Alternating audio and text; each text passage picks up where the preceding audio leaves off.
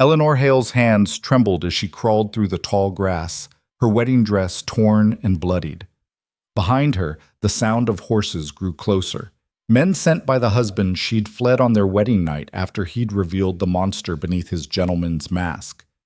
She'd chosen death over returning to that fate. But as the autumn sun rose over the endless Dakota plains, it wasn't white settlers who found her dying body beside a dried creek bed. It was a Lakota hunting party, led by a scarred warrior whose dark eyes held secrets as deep as her own. Will you follow Eleanor's journey from desperation to an impossible choice between two worlds? Hit that like button and comment your city below so I can see how far this story travels across the globe. The northern plains stretched endlessly in every direction, an ocean of amber grass that whispered secrets to the wind. Eleanor Hale had been running for 3 days, and she knew with absolute certainty that she would not survive a fourth. Her throat burned like shattered glass. Every swallow felt like knives scraping raw flesh. The wedding dress that had cost her father 2 months' wages now hung in filthy tatters, the delicate lace catching on thorns and tearing with each desperate step. Her feet, once protected by satin slippers now lost somewhere in the wilderness, bled freely onto the hard earth. She didn't care. Pain was freedom. Death was freedom. Anything was better than going back. The memories crashed over her in waves. Thomas Brennan's charming smile during their brief courtship, how he'd quoted poetry and brought her flowers, how her father had been so pleased to marry her off to a man of property and standing, how everything had changed the moment the church doors closed behind them. The bruises on her arms had barely begun to form when she'd seen the truth in his eyes at their wedding supper.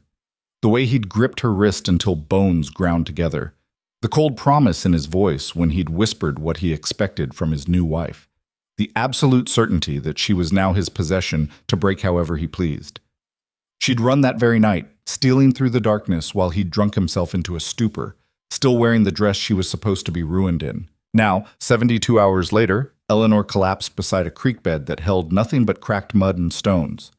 Her legs simply stopped working. She fell forward onto her hands and knees, gasping for air that felt like fire in her lungs. The sun climbed higher, merciless and bright. She tried to crawl toward a scraggly cottonwood tree that might offer shade, but her arms gave out. She rolled onto her back, staring up at the impossible blue of the Dakota sky. This is how I die, she thought with strange calm. Alone. Free. Mine. It was better than the alternative. Eleanor's eyes drifted closed. The world began to fade, sounds growing distant and strange. She thought she heard thunder, but the sky was cloudless. The thunder grew louder, resolving into rhythmic pounding that shook the earth beneath her. Horses. Her eyes flew open, terror flooding her veins with fresh adrenaline. Thomas had found her. He'd brought men to drag her back. She tried to move, to run, but her body had nothing left to give. The horses crested the ridge above her, and Eleanor's breath caught in her throat. These were not Thomas Brennan's men. 7 riders sat atop painted ponies, their long dark hair catching the wind. They wore buckskin and carried weapons that glinted in the morning sun. For a moment they remained motionless on the ridge, silhouetted against the sky like something from a fever dream. One rider moved ahead of the others, a broad-shouldered man on a gray-spotted horse. Even from a distance, Eleanor could see the 3 parallel scars that ran down the left side of his face, from temple to jaw. He raised one hand and the other riders stopped. Eleanor should have been terrified. Every story she'd ever heard about savages on the frontier rushed through her mind. But as she lay dying in the dirt, wearing a torn wedding dress and fleeing a white man's brutality, those old fears seemed hollow and far away. The scarred warrior dismounted in a single fluid motion. He approached slowly, his dark eyes fixed on her with an intensity that should have frightened her. But there was something in his gaze that wasn't hunger or cruelty. It was assessment, calculation, and something else she couldn't name. He stopped a few feet away, studying her carefully. Eleanor tried to speak, to beg or explain, but her throat was too destroyed by thirst. Only a broken rasp emerged. The warrior said something in a language she didn't understand, sharp syllables that sounded like stones clicking together. Another rider, older with gray streaking his braided hair, rode closer and responded. A brief conversation followed, their voices low and measured. Then the scarred warrior turned back to Eleanor. He reached for something at his belt, and her heart stuttered with fear. But what he drew wasn't a weapon. It was a water skin made of leather and decorated with beadwork. He knelt beside her, moving with careful deliberation, as if approaching a wounded animal. When she flinched, he stopped, waiting. His eyes met hers, and he made a drinking motion with his hand, then pointed to the water skin. Eleanor's desperate thirst overcame her fear. She gave the smallest nod. What happened next would replay in her memory for years to come. The warrior didn't simply hand her the water. He shifted closer, sliding one arm beneath her shoulders to lift her gently to a sitting position, supporting her weight against his chest. His movements were careful, almost reverent, as if she were something precious rather than a half-dead stranger. He raised the water skin to her lips, tilting it with practiced control. "Slowly," he said in heavily accented English, his voice surprisingly deep. "Small." The water touched her cracked lips, and Eleanor nearly sobbed with relief. She wanted to gulp it down, to drink until the skin was empty. But he controlled the flow, giving her only small sips and pulling it back when she tried to drink too fast. "Slow," he repeated, firmer this time. "You sick if fast." He was right. Even the small amount he'd allowed made her stomach cramp. He paused, waiting until her breathing steadied before offering more. The other warriors watched this exchange in silence.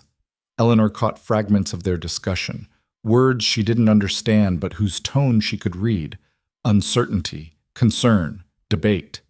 The scarred warrior spoke without looking away from her, his tone carrying unmistakable authority. The others fell silent. He gave her more water, monitoring her carefully, his arms steady beneath her shoulders. When the water skin was half empty, he stopped. Eleanor wanted to protest, but he was already lowering her gently back to the ground, folding his buckskin jacket and placing it beneath her head.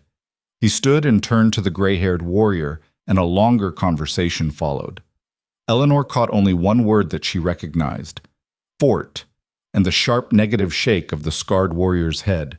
The debate grew more intense. The gray-haired man gestured toward the horizon, his voice taking on an urgent edge. Another warrior joined in, his tone skeptical. Through it all, the scarred man remained calm, his responses measured but immovable. Finally, he said something that silenced them all. The words were brief but carried the weight of finality. The other warriors exchanged glances, some nodding slowly, others clearly uncertain. The scarred warrior turned back to Eleanor. "You come," he said in his broken English, pointing toward his horse. "We take. You live." Eleanor's mind raced. She understood enough to know this was a choice, though barely, go with them or die here alone. But where would they take her? What would happen to her? As if reading her thoughts, the warrior knelt again, meeting her eyes with that same intense gaze. He placed his hand over his heart, then extended it toward her, palm up. "Red Hawk," he said, touching his chest. "I keep safe." The gesture was simple, but something in it resonated through Eleanor's exhausted mind. This man, this stranger from a world completely foreign to her, was making a promise. And somehow, impossibly, she believed him. She didn't have strength to speak, but she managed a small nod. Red Hawk's expression didn't change, but something flickered in his eyes, relief perhaps, or satisfaction. He stood and called to the others. Two warriors dismounted and approached with a travois, a frame of poles lashed together with leather, designed to be dragged behind a horse. They lifted Eleanor with surprising gentleness, securing her to the travois with soft strips of hide. One of them placed a folded blanket beneath her head, while another covered her with furs despite the autumn warmth. Red Hawk supervised every movement, correcting them when they weren't careful enough. As they prepared to leave, Red Hawk mounted his spotted horse and positioned it to pull Eleanor's travois.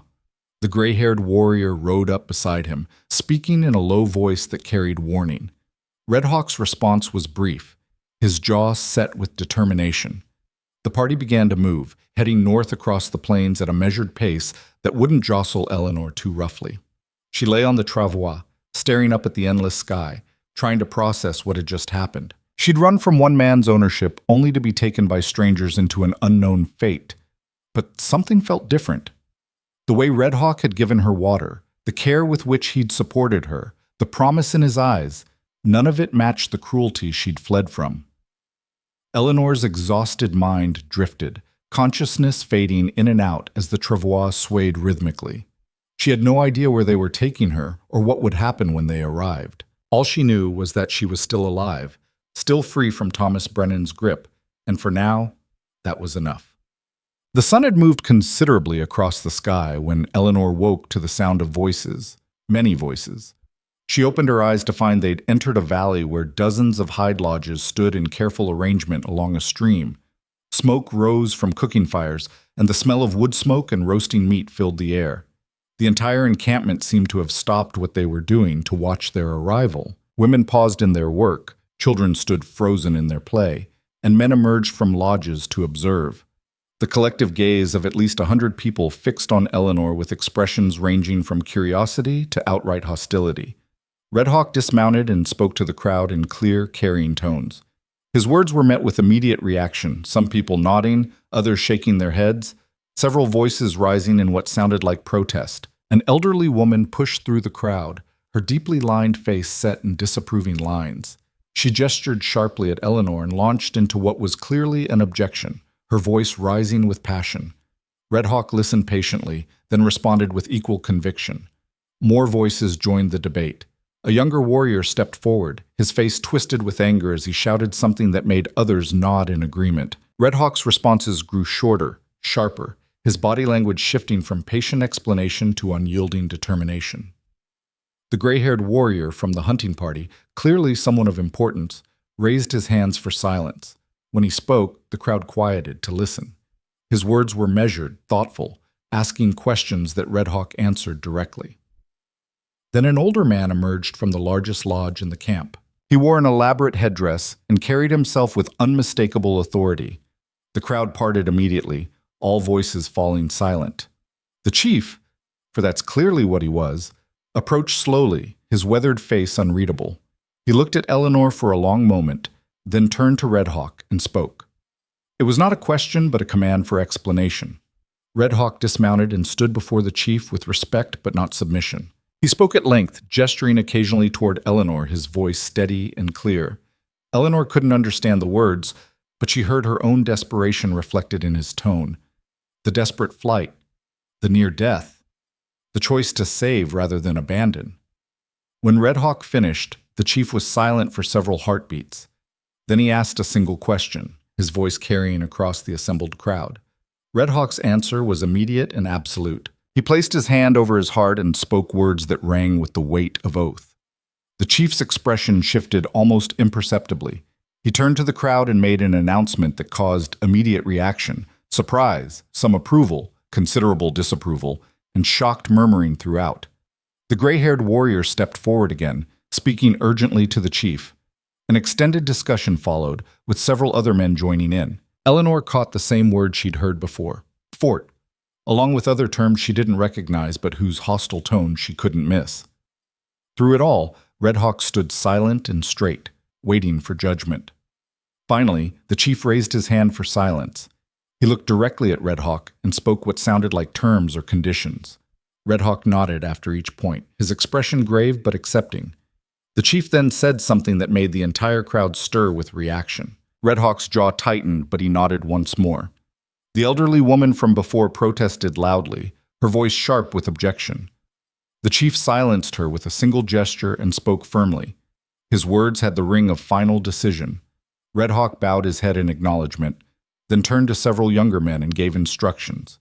They moved immediately to the travois where Eleanor lay, carefully untying the restraints. The crowd began to disperse, people breaking into smaller groups and speaking in low, urgent tones. Eleanor could feel the weight of their stares, the mixture of curiosity and mistrust. Red Hawk approached and knelt beside her again. "You safe now," he said quietly. "Council say yes. You stay." Relief flooded through Eleanor, but Red Hawk's expression remained serious. He continued in his halting English, choosing words carefully. "I tell them, you mine to protect. I pay horses, furs. I responsible for you." Eleanor's breath caught. "What does that mean?" Red Hawk paused, clearly struggling with the language barrier. "Mean, your life is my burden. What you do, I answer for. You cause trouble, I pay. You need food, I provide. You," he searched for words, "you belong to my responsibility." Not your property? Eleanor whispered, the old fear rising. Red Hawk's scarred face shifted with what might have been surprise. Property? No. Responsibility. Different. He placed his hand over his heart again. I promise to keep you alive, to teach you our ways, to protect you from... He gestured vaguely toward the horizon, from those who would harm. Why? Eleanor asked, her voice breaking. Why would you do that for a stranger? Red Hawk was quiet for a long moment, his dark eyes distant. When he spoke again, his voice was softer, carrying old pain. I know what it means, to run from death, to choose nothing over something terrible. His gaze returned to hers. You chose death over going back. That tells me everything. He stood, calling to the young men who'd untied her. They lifted Eleanor carefully from the travois, and Red Hawk led them toward a small lodge set somewhat apart from the others. Inside, the space was simple but clean. Sleeping furs arranged on one side, a fire pit in the center, storage containers along the walls. They laid Eleanor on the furs with careful attention. An elderly woman entered carrying a water skin and what looked like dried meat and berries. She avoided looking directly at Eleanor, her mouth set in a thin line of disapproval, but her hands were gentle as she placed the food nearby. Red Hawk spoke to her in low tones. She responded sharply, clearly objecting to something, but he remained firm. Finally, she gave a curt nod and left, though not before casting one more skeptical glance at Eleanor. She will teach you, Red Hawk said. Women's ways, language, how to live here. What's her name? Eleanor asked. White Moon. She is wise woman, healer, teacher. He paused. She does not want you here, but she obeys council decision. Eleanor looked around the lodge, reality beginning to sink in. Where will you sleep? Red Hawk moved toward the entrance. Outside, I guard lodge until you are strong, until you learn our ways. He turned back, his expression serious. You are safe here, Eleanor Hale. I give my word. How do you know my name? You said it when you were not awake, many times. His scarred face might have held the ghost of a smile. You said not Eleanor Brennan, Eleanor Hale, never Brennan. Heat flooded Eleanor's cheeks. She didn't remember speaking, but the words sounded exactly like something she would say, the desperate rejection of the name that meant ownership and violence. Red Hawk seemed to understand her embarrassment. Rest now. White Moon will come at sunrise. She will bring medicine for your feet, for your throat. He gestured to the food. Eat slowly, small bites. He ducked through the lodge entrance, and Eleanor heard him settling just outside. Through the hide walls, she could see his silhouette, broad shoulders, the outline of his long hair, the unmistakable shape of weapons kept close at hand. He meant what he said. He was standing guard. Eleanor lay back on the furs, her mind spinning. 3 days ago, she'd been a bride trapped in a nightmare. Now she was lying in a Lakota lodge, protected by a scarred warrior who'd paid horses and furs to claim responsibility for her survival. She should be terrified. She should be planning escape. But exhaustion pulled at her like deep water, and for the first time in weeks, maybe years, Eleanor Hale felt something that might almost be safety. Eleanor woke to darkness and the sound of drums. For a confused moment, she thought she was back in her father's house, hearing distant thunder. Then memory crashed over her, the flight, the collapse, Red Hawk's scarred face and careful hands. She sat up slowly, her body aching but stronger than before. Someone had left a small fire burning in the lodge's central pit, providing just enough light to see by. The food from earlier was untouched, but beside it now sat a clay bowl filled with water and another containing some kind of paste that smelled of herbs. The drums continued outside, rhythmic and hypnotic. Voices rose and fell in what sounded like singing, though unlike any music Eleanor had heard before. She reached for the water and drank carefully, remembering Red Hawk's warning about going slow. Her throat still hurt, but less than before. The water went down easier, settling in her stomach without the cramping from earlier.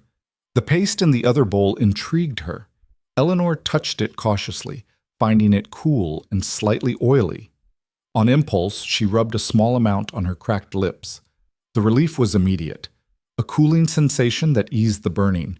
She applied more to her lips, then hesitantly to the worst of the cuts on her feet. Whatever the mixture contained, it seemed to draw out the pain, leaving a strange tingling numbness behind. White Moon make good medicine. Eleanor jumped, nearly dropping the bowl.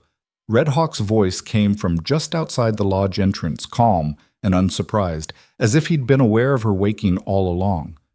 "I'm sorry," Eleanor said quickly. "I didn't know if I should—" "Is good you use," he interrupted. "White Moon leave it for you. She say your feet very bad. Need medicine many days." Eleanor looked down at her battered feet in the firelight. He was right. They were a mess of cuts, blisters, and torn skin. 3 days of running barefoot across the plains had destroyed them. "What's happening outside?" she asked, hearing the drums swell briefly louder. "Celebration. Hunting party bring back elk. Much meat for winter." He paused. "Also, council meeting. About you." Eleanor's stomach clenched with anxiety. "Are they deciding whether I can stay?" "Already decided. You stay." His silhouette shifted. "Now they discuss conditions, rules. What happens if trouble comes?" "What kind of trouble?" Red Hawk was quiet for a moment. When he spoke again, his voice carried weight. "White soldiers look for missing white women. They think we steal you, come with guns, make war." He let that sink in. "Also, some in tribe think you are spy. Think you bring soldiers here on purpose. I would never— I know." The certainty in his voice surprised her. "But they not know. They see white woman. They remember broken treaties, stolen land, lies. They have good reason not to trust." Eleanor absorbed this, understanding dawning. "That's why you had to pay horses and furs. You're risking more than just yourself by protecting me." "Yes." No hesitation, no regret in his answer, simply acknowledgement of fact. "Why?" Eleanor asked again, desperate to understand. "Why take that risk for someone you don't know?" For a long time, Red Hawk didn't answer. The drums outside filled the silence, accompanied by voices singing in that strange, beautiful language. Finally, he spoke, his words careful and slow. 4 winters ago, I have wife. Beautiful woman, strong. Also small son, 3 summers old." His voice remained steady, but Eleanor heard the pain beneath it. "Sickness come through camp. Many die. Elders, children, strong warriors. My wife, my son, both go to spirit world in same moon." Eleanor's heart clenched. "I'm so sorry."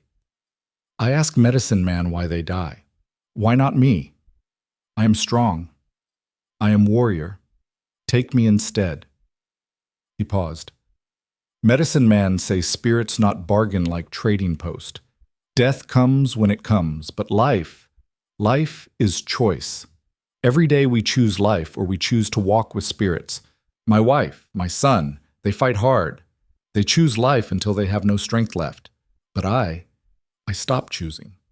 I become empty." Eleanor listened, barely breathing. "For many seasons, I just exist. I hunt. I fight when needed, but heart is dead. Then I see you dying in grass, wearing white dress torn and bloody, and I think, here is someone who choose death over terrible thing, someone who run until body has nothing left, someone who fight that hard to be free." His shadow shifted. "That is not coward. That is warrior spirit." Eleanor felt tears burning her eyes. "I'm not a warrior. I'm just a coward who ran away." "No." The word was absolute. "Warriors know fear. Running from death is instinct. Running from life worse than death, that is courage." He was quiet for a moment. "When I see you, something wake up. First time in 4 winters, I feel something. I think maybe helping you choose life helped me choose life too." The drums outside reached a crescendo and then faded to a softer rhythm. Eleanor wiped her eyes, grateful for the darkness that hid her tears. "The council," she said finally. "What did they decide?" "You may stay through winter. That gives time for feet to heal, for you to learn our language, our ways. When spring comes," he paused. "When spring comes, decision will be made. If you wish to return to your people, I will take you to fort. If you wish to stay, tribal council will vote again. And if they vote no?" Then I take you to fort anyway. But Eleanor heard something like grim humor in his voice. I think if you survive winter here, learn our language, follow our ways, they will vote yes. Winter is good test. Show if you are strong enough for this life. Eleanor looked around the simple lodge, thinking about the suspicious faces she'd seen in the camp, the hostile woman named White Moon who would be teaching her, the enormous gap between her world and this one. 6 months ago, her biggest concern had been whether her embroidery stitches were even enough. Now she was being tested to see if she could survive a Dakota winter among the Lakota people. It should have been terrifying. It should have felt impossible. Instead, Eleanor felt something unexpected, determination. When does White Moon start teaching me? She asked. Sunrise. She could hear approval in Red Hawk's voice. She will be difficult, patient, but strict. She believes if you fail, it will bring trouble to tribe. So she will make sure you do not fail. Good, Eleanor said firmly. I don't want to fail either. Red Hawk made a sound that might have been a quiet laugh. Rest now, Eleanor Hale. Tomorrow, your real test begins. His shadow settled back into a guardian position outside her lodge entrance. Eleanor lay back on the furs, listening to the drums and distant singing, feeling the medicine work on her wounds. Somewhere in the darkness, Thomas Brennan probably had men searching for her.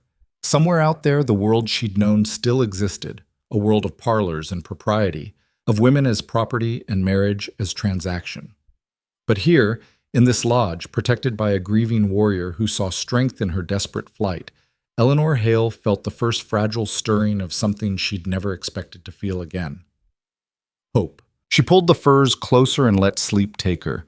Red Hawk's steady presence just beyond the hide walls, the drums singing her into dreams of a future she couldn't yet imagine but was beginning, impossibly, to want. The northern plains stretched endlessly in every direction, an ocean of amber grass that held secrets the wind whispered to those brave enough to listen. And Eleanor Hale, runaway bride and reluctant survivor, was beginning to learn their language. Dawn broke cold and sharp across the valley, painting the hide lodges in shades of amber and rose. Eleanor woke to the sound of the entrance flap being pulled back with deliberate force. White Moon stood silhouetted against the morning light, her deeply lined face set in an expression that made clear she had not softened her opinion overnight. You wake. Good. The old woman's English was better than Red Hawk's, though no less clipped. Feet still broken? Eleanor sat up carefully, the furs falling away. They're better. The medicine helped. White Moon grunted, neither pleased nor surprised. She entered the lodge carrying a bundle wrapped in leather and dropped it beside Eleanor with little ceremony. You wear this. White dress bring bad spirits. Also too weak for work. Eleanor unwrapped the bundle to find a dress made of soft deerskin, simple in design but beautifully crafted. The leather was buttery smooth, decorated with minimal beadwork along the collar and sleeves. It was nothing like the elaborate gown she'd fled in, nothing like any dress she'd ever worn. It's beautiful, Eleanor said softly. White Moon's expression didn't change. It was my daughter's. She walked Spirit Road 2 winters past. Dress just takes space now. She turned toward the entrance. You change. Then come. Much work today. Wait, Eleanor called. White Moon paused, her back still turned. Thank you. For the dress. For the medicine. For teaching me, even though you don't want me here. The old woman's shoulders stiffened. When she spoke, her voice carried steel beneath the words. I teach you because Red Hawk asked. Because council say I must. Not because I want you here. She turned slightly, her profile sharp against the morning light. My people suffer much from white soldiers, white promises that turn to lies. My daughter died because white man brings sickness to our camp. So no, I do not want you here. The words hit like physical blows, but White Moon wasn't finished. But Red Hawk is good man, best warrior, best heart.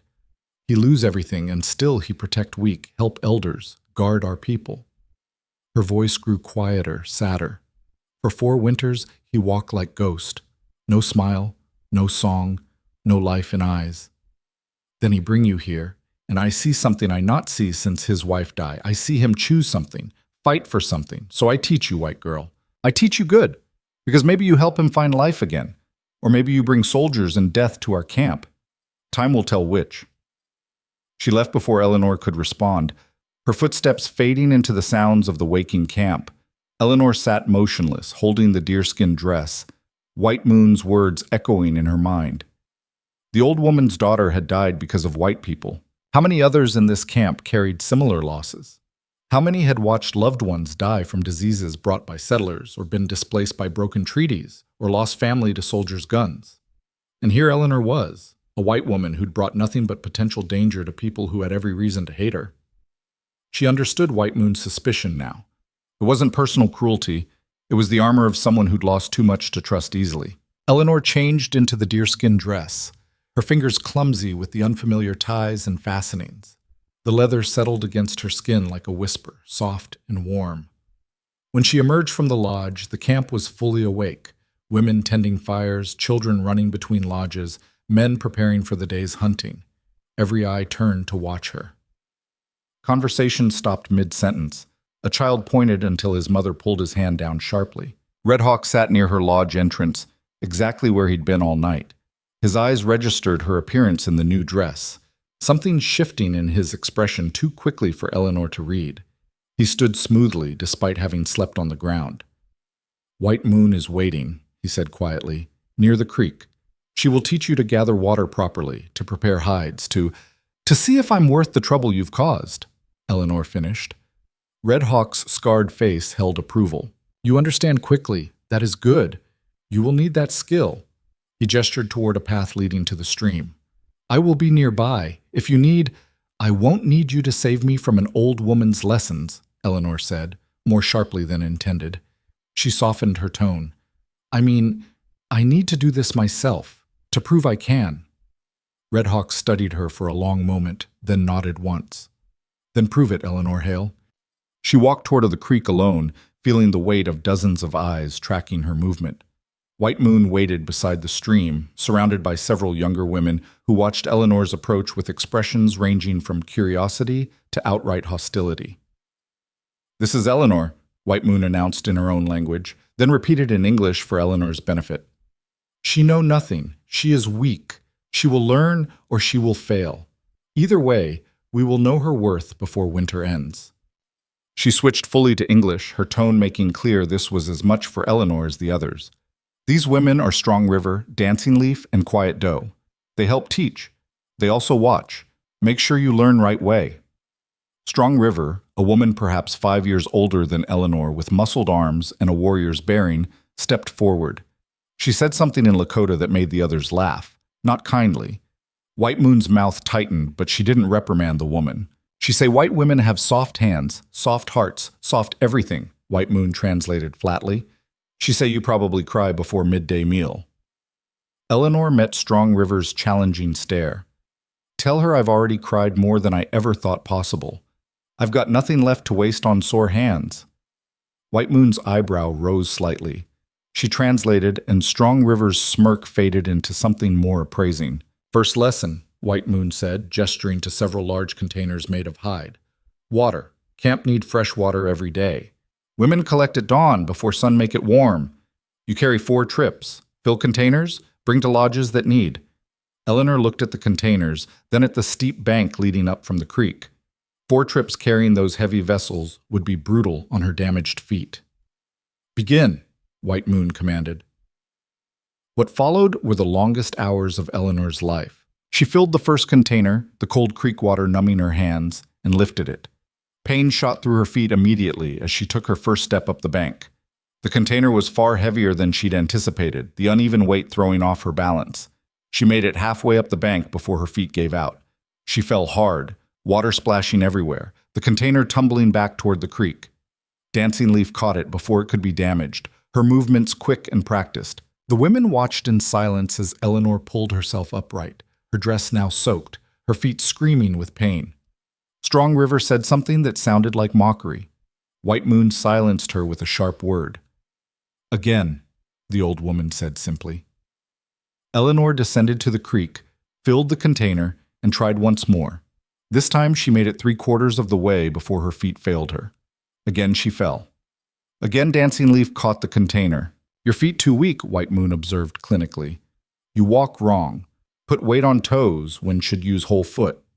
Watch. She demonstrated the proper technique, her elderly body moving with practiced efficiency despite her age. Eleanor watched carefully, noting how White Moon distributed her weight, how she kept the container balanced close to her body. The third attempt went better. Eleanor made it to the top of the bank, though her feet left small blood marks on the path. She delivered the water to an elderly couple's lodge, where the old man nodded acknowledgement without meeting her eyes. 3 more trips to go. By the time Eleanor completed all 4, the sun had climbed well past midday. Her feet had reopened every wound from the previous day's running. Her arms trembled with exhaustion. Her dress was soaked with spilled water and sweat. But she'd done it. White Moon inspected her work without comment, then moved to the next lesson. Now you learn to scrape hide, make leather soft for clothing, for lodge walls. Sit. Eleanor sat, grateful to be off her feet. White Moon produced a deer hide stretched on a wooden frame and a curved blade made of bone. She demonstrated the scraping motion, firm, rhythmic, angled precisely to remove the flesh and membrane without damaging the hide itself. You try. Eleanor took the blade and attempted to replicate the motion. The bone tool slipped, gouging the hide. Strong River made a disgusted sound. White Moon simply removed the damaged hide and replaced it with another. Again, watch angle. Eleanor tried to focus, but exhaustion made her hands clumsy. The blade slipped again and again. Each failure felt like confirmation of every doubt. She was too weak, too soft, too fundamentally wrong for this life. Stop! White Moon's command was sharp. Eleanor looked up, expecting dismissal, expecting to be told she'd failed the first day. Instead, White Moon's weathered face held something almost like understanding. Your body too tired. Hands shake. Cannot learn when body give up. She gestured to Quiet Doe, who'd been silent throughout. Show her correct way. Let her watch, not do. Quiet Doe moved to the hide with fluid grace. She was younger than Eleanor, perhaps 16, with gentle eyes that hadn't yet been hardened by loss. Her hands moved over the hide with practiced skill, the blade flowing in smooth, efficient strokes. As she worked, she began to speak softly in Lakota. White Moon translated, her voice losing some of its harsh edge. She say her mother teach her this when she was small child. First many times she ruin hides. Make father angry because hide is precious, cannot waste. But mother say all learning come with mistakes. The leather remember each mistake, become softer for it. Like people. We become softer, stronger from our mistakes. Eleanor watched Quiet Doe's hands, trying to memorize every movement. The young woman smiled at her, shy but genuine, and said something else. She say you are brave to try on first day. Most white women she see before just cry and ask for soldiers to save them. I'm not most white women, Eleanor said quietly. White Moon studied her with those sharp, knowing eyes. No, maybe you not. Maybe that why Red Hawk sees something in you. She stood, joints cracking. Enough for today. Your feet need medicine. Tomorrow we begin again, earlier. You learn or you fail, but you will not learn if you die from wound sickness. Eleanor limped back to her lodge as the sun began its descent. Every muscle ached. Her hands were blistered from the water containers. Her feet left a faint trail of blood with each step. She'd accomplished 4 water trips and learned that she knew absolutely nothing about making leather. It should have felt like defeat. Instead, it felt like progress. Red Hawk sat near her lodge entrance, working on a bow with careful attention. He looked up as she approached, his eyes taking in her bedraggled state without comment. But she saw concern flicker across his scarred face. You survived day 1, he observed. Barely. Eleanor sank onto the ground near him, too exhausted to care about propriety. I ruined 2 hides, spilled water everywhere, and I'm pretty sure Strong River thinks I'm completely useless. Strong River lost her husband to white soldiers 3 winters ago, Red Hawk said quietly, still working on the bow. He went to trade at Fort, got accused of stealing horse he bought fairly. They shot him in street like dog. He tested the bow's flex, adjusting the tension. She have right to hate white people. Eleanor absorbed this, adding it to the growing list of reasons why she didn't belong here. And Dancing Leaf? Quiet Doe? Dancing Leaf lost brother to sickness White Traders brought. Quiet Doe lost mother same way, same sickness that killed White Moon's daughter. He set the bow aside, finally meeting her eyes. Everyone here lost someone to White World, Eleanor. Everyone carry wounds. That is why they fear you, why they watch to see if you bring more loss. I don't want to bring loss, Eleanor said, her voice breaking slightly. I just wanted to escape becoming property.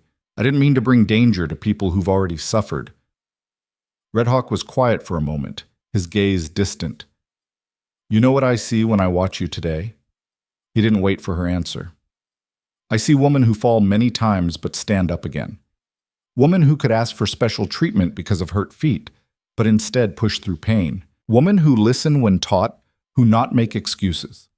He turned to face her fully. That is not women who bring danger.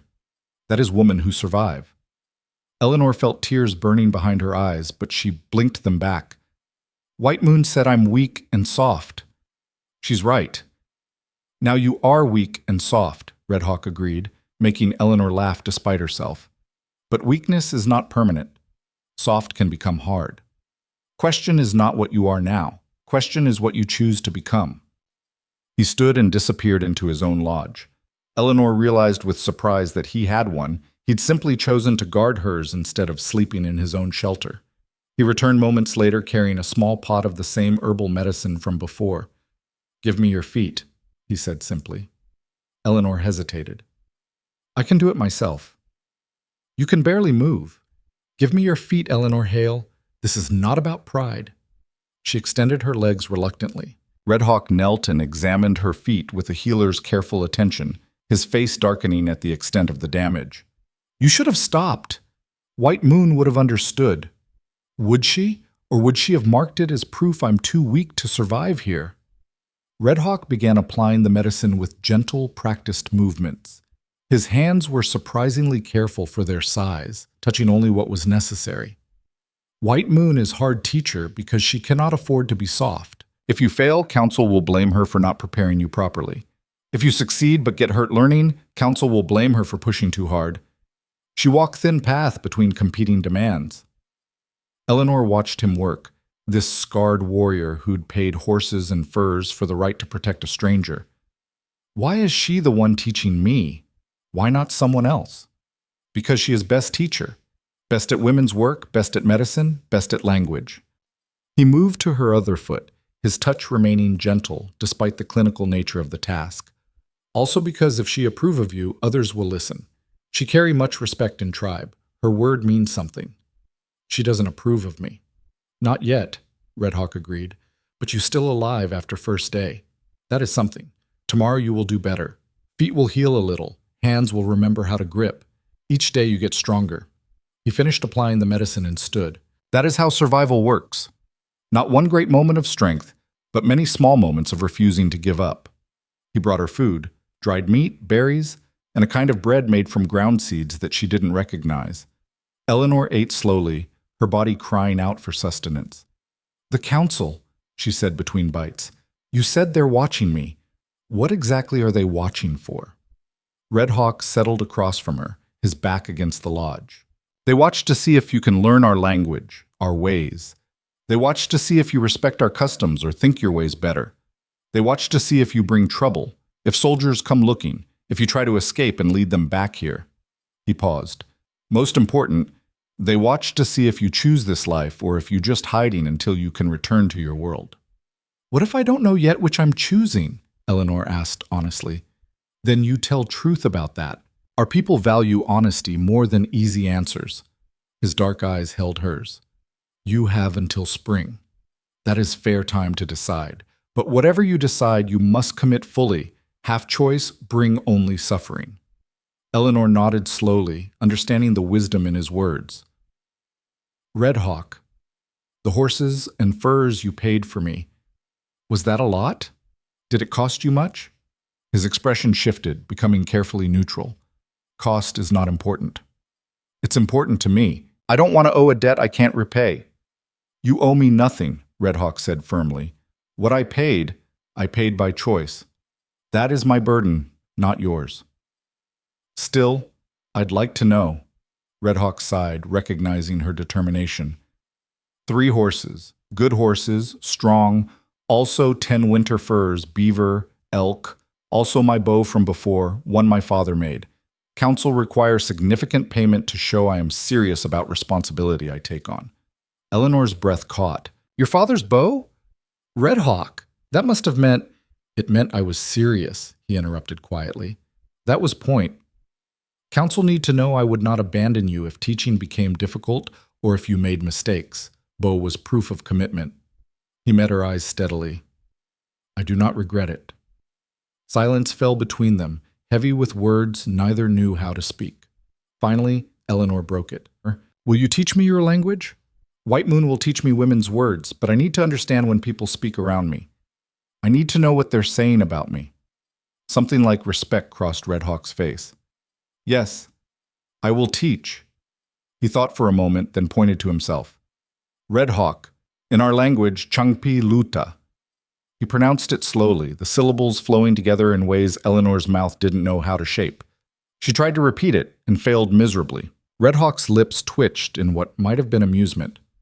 Again, he said patiently, listen how tongue touches teeth, how breath stops and starts. They spent the next hour on just his name, Eleanor's clumsy attempts gradually improving under his patient instruction. By the time darkness fell completely, she could almost pronounce it correctly. Tomorrow I teach you other words, Red Hawk said, standing to return to his guard position outside. Important words. Sky, earth, water, fire. Words for respect, for gratitude. Words that show you try to belong. Red Hawk? Eleanor called as he reached the entrance. He turned back. Thank you. For everything. For saving me, for protecting me, for believing I could do this when I'm not sure I believe it myself. His scarred face softened almost imperceptibly. You ran 3 days through wilderness rather than accept life of fear and pain. You already proved you are a fighter, Eleanor Hale. Now you just learn different way to fight. He disappeared into the darkness outside, taking up his guardian position. Eleanor lay back on her furs, her body screaming with exhaustion, but her mind strangely alert. Through the lodge walls, she could hear the camp settling for night. Voices in conversation, children being called to sleep, the crackling of fires burning down to embers. Somewhere in this encampment were people who'd lost loved ones to white violence. Somewhere out there were soldiers who might come looking for a missing white woman. And here Eleanor sat, caught between 2 worlds, belonging to neither. But Red Hawk believed she could learn, believed she could survive, believed she was worth 3 horses, 10 furs, and his father's bow. That belief felt like both a gift and a crushing responsibility. Eleanor pulled the furs close and tried to imagine a future beyond spring, beyond the council's decision. Tried to imagine choosing this life permanently, choosing language lessons and water hauling and hide scraping, choosing to be forever separate from the world she'd known. Tried to imagine choosing Red Hawk. The thought came unbidden, and Eleanor pushed it away quickly. He was her protector, her teacher, her guardian. He'd made a business arrangement with the council, nothing more.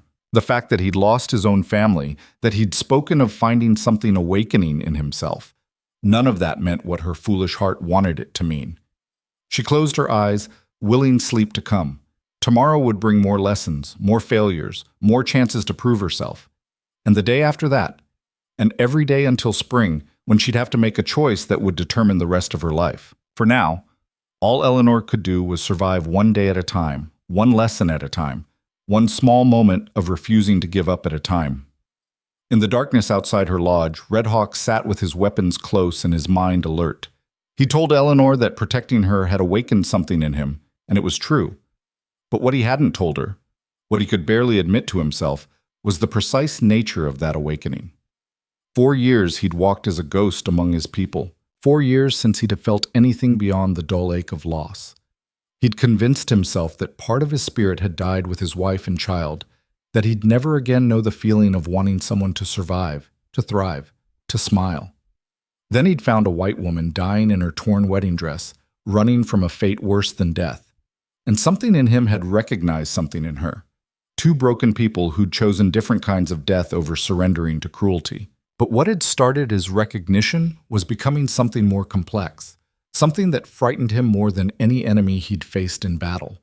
Every time Eleanor fell and stood again, every time she pushed through pain to complete a task, every time she looked at him with those eyes that held both vulnerability and steel, he felt the ice around his heart beginning to crack. He was supposed to be her guardian, her teacher, her protection from harm. He was not supposed to notice the determination in her voice, or the way she'd looked in his people's dress, or the sound of her attempting his language with clumsy earnestness. Red Hawk touched the space on his belt where his father's bow had once rested. He'd spoken true when he said he didn't regret the payment, but he hadn't mentioned that the moment the council accepted his offer, he'd felt both relief and terror. Relief that she'd be safe, terror at the responsibility he'd claimed. Because if Eleanor Hale chose to stay when spring came, if she chose this life permanently, the council would expect him to make a different kind of choice. They would expect him to either take her as his wife or release his claim so another could. And Red Hawk had no idea which prospect frightened him more, claiming her fully and risking his heart again, or watching her become someone else's responsibility. The night wind whispered across the valley, carrying the scent of coming winter. Inside her lodge, Eleanor slept, dreaming of water containers and hide scraping and words she couldn't yet pronounce. Outside, Red Hawk stood guard, protecting her from external threats while wrestling with the internal ones he'd never anticipated. The northern plains stretched endlessly in every direction, holding secrets neither of them yet understood. Secrets about healing and hope, about second chances and the courage required to accept them. Dawn would come soon enough, bringing new lessons and new trials. But for now, in the quiet darkness, two broken people rested, one learning to survive in a foreign world, the other learning that his heart wasn't as dead as he'd believed. And somewhere in the space between protection and possibility, something fragile continued to grow. The weeks that followed blurred together in a haze of exhaustion and small victories. Eleanor's days began before dawn and ended long after the sun disappeared behind the western ridges. Each morning brought new lessons from White Moon, each one harder than the last. Water hauling became routine, though her arms still trembled with the weight. Hide scraping improved slowly, her hands learning the precise angle and pressure required. White Moon introduced her to food preparation, to the art of drying meat and preparing pemmican, to identifying which prairie plants were edible and which would bring sickness. Through it all, Eleanor fell into a rhythm with the old woman. White Moon never softened her sharp edges or offered unearned praise, but Eleanor began to understand the language beneath her harshness. When White Moon corrected her grip on the scraping blade for the 10th time, it wasn't cruelty, it was refusal to let Eleanor fail. When she demonstrated a technique 3 times rather than once, it was investment, not impatience. The turning point came nearly a month after Eleanor's arrival. She was working on a hide alone while White Moon tended to a sick child in another lodge. Eleanor had finally achieved the proper rhythm, the blade moving smoothly across the stretched skin, removing flesh without damaging the precious leather beneath. She was so focused that she didn't notice White Moon's return until the old woman spoke. "You do it right."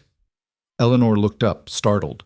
White Moon stood watching her, arms crossed, her weathered face unreadable. "The hide," White Moon continued. "You scrape correctly. Angle is good. Pressure is even. You learn." It was the first time White Moon had acknowledged progress without immediately pointing out remaining flaws. Eleanor felt warmth spread through her chest, a feeling she almost didn't recognize, pride in work well done. "Thank you for teaching me," Eleanor said quietly, continuing her work. "I know you didn't want to." White Moon was silent for so long that Eleanor thought she wouldn't respond. When she finally spoke, her voice carried less steel than usual. "I watch you every day for 1 moon. You fall, you stand. You fail, you try again. You never cry, never complain, never ask for special treatment because you are white, or because your feet still hurt, or because this is not your world." She paused. "My daughter was like this. Strong and quiet way. Not loud strength like warrior, but deep strength like earth itself. You remind me of her." Eleanor's hand stilled on the blade. Coming from White Moon, this was a gift beyond measure. "I wish I could have known her," Eleanor said softly. "She would have liked you," White Moon admitted, her voice rougher now. She believed people could change, could learn. She believed White and Lakota could live without hate. A long pause. "She was wrong about most white people, but maybe not about you." The old woman turned and walked away before Eleanor could respond. But something fundamental had shifted between them. The next day, White Moon began teaching with less edge in her voice, explaining the why behind each lesson rather than just the how. She shared stories of her people's traditions, their beliefs about the land and seasons, and the delicate balance of all living things. She taught Eleanor the women's language, the words mothers used with children, the phrases that carried affection and respect, the terms that had no translation in English because they described concepts Eleanor's world had never named. Strong River remained hostile, though her challenges became more subtle. She'd hand Eleanor the heaviest water containers, assign her the most difficult hides, make comments in Lakota that Dancing Leaf wouldn't translate. But even Strong River's attitude began to shift after an incident during the second month. Eleanor was hauling water when she heard shouting near the creek. She dropped her containers and ran toward the sound, her feet still protesting the movement but no longer bleeding with each step. A small boy had waded too far into the stream and been swept off his feet by the current. He thrashed in the water, his panicked cries echoing across the camp. Eleanor didn't think. She simply ran into the creek, the cold water shocking her system as it rose to her waist, then her chest. She reached the boy just as his head went under and grabbed him by his buckskin shirt, pulling him against her and turning toward shore. The current fought her, trying to tear them both downstream, but Eleanor planted her feet and pushed forward step by agonizing step. Strong River appeared on the bank, wading in to meet them. Together they pulled the boy to safety. He coughed up water and began crying for his mother, who arrived moments later and gathered him into her arms with desperate relief. Strong River turned to Eleanor, water streaming from their clothes, her expression complex. She said something in Lakota that sounded less hostile than usual. "She say you did good thing," White Moon translated, having rushed to the scene with others. "She say maybe you have warrior heart after all, even if you have white skin." Strong River extended her hand. Eleanor took it, and the two women stood dripping in the autumn sun, something like understanding passing between them. That evening, the boy's mother brought food to Eleanor's lodge, a gift of gratitude. She spoke no English, but her eyes said everything necessary. Red Hawk translated her words of thanks, his own eyes holding something Eleanor couldn't quite read. After the woman left, he sat across from Eleanor as had become their evening custom. Each night he taught her more Lakota, expanding her vocabulary beyond basic necessities to the language of stories and songs, of respect and kinship. "You took a risk today," he said quietly. "The creek is dangerous this time of year. Current is strong. A child was drowning. There was no risk worth considering." Red Hawk's scarred face held approval. "That is why people begin to see you differently. You act without thinking about yourself first. That is not common among—" He stopped himself. "Among white people?" Eleanor finished. "You can say it. I know what most white people are like in these territories. I've heard the stories, seen the broken promises, the casual cruelty disguised as civilization." She met his eyes steadily. "I'm not them. I never was. That's why I ran." "I know," Red Hawk said simply. "That is why I saved you." The conversation that followed ranged across topics they'd carefully avoided until now. Red Hawk spoke of his childhood, of learning to hunt from his father, of the years before white settlement changed everything. Eleanor shared fragments of her own past, a mother who'd died when she was young, a father who'd loved her but saw daughters as property to be traded for security, the slow realization that her world offered women only one path to survival. "You never wanted to marry?" Red Hawk asked, genuine curiosity in his voice.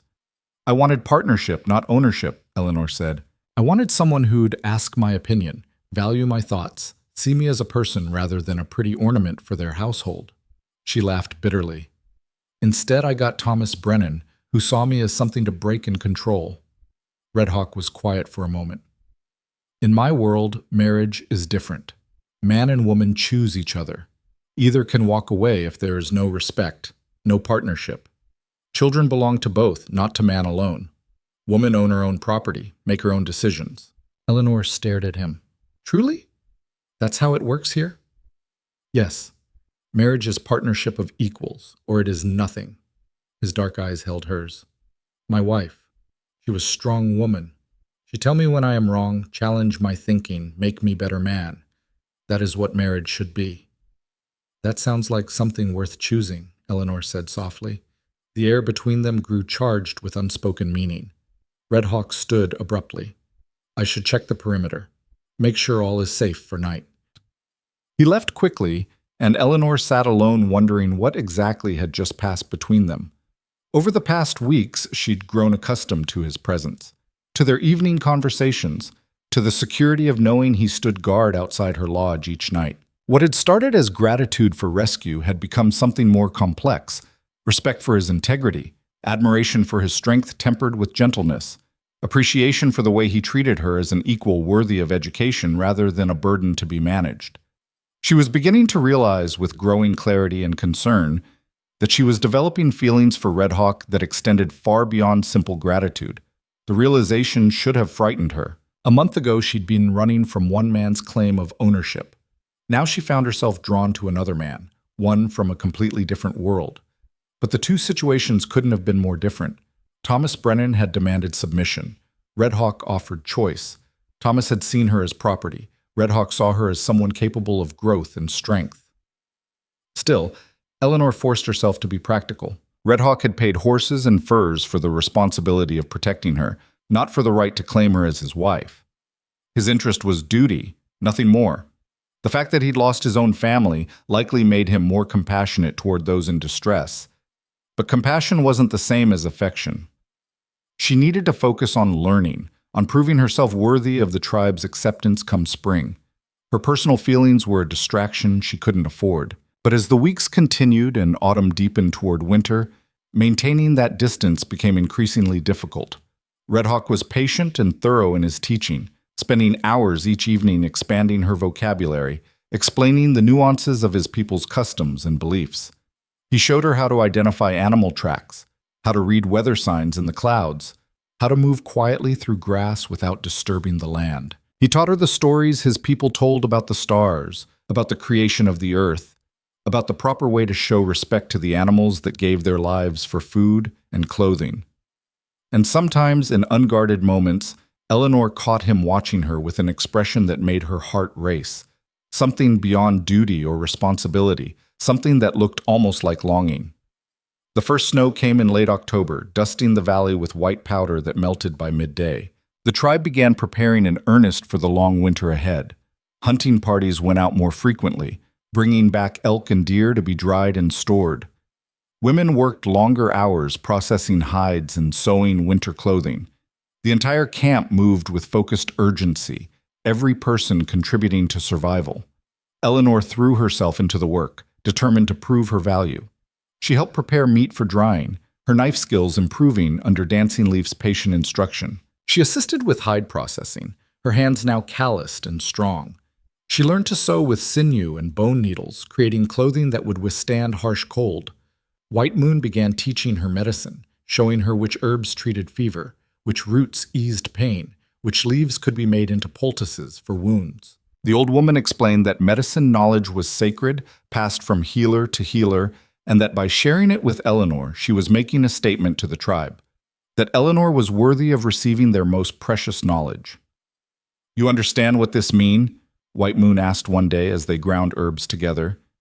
"If I teach you medicine, I say to council and to all people that I believe you will stay, that you are one of us now, not white woman passing through."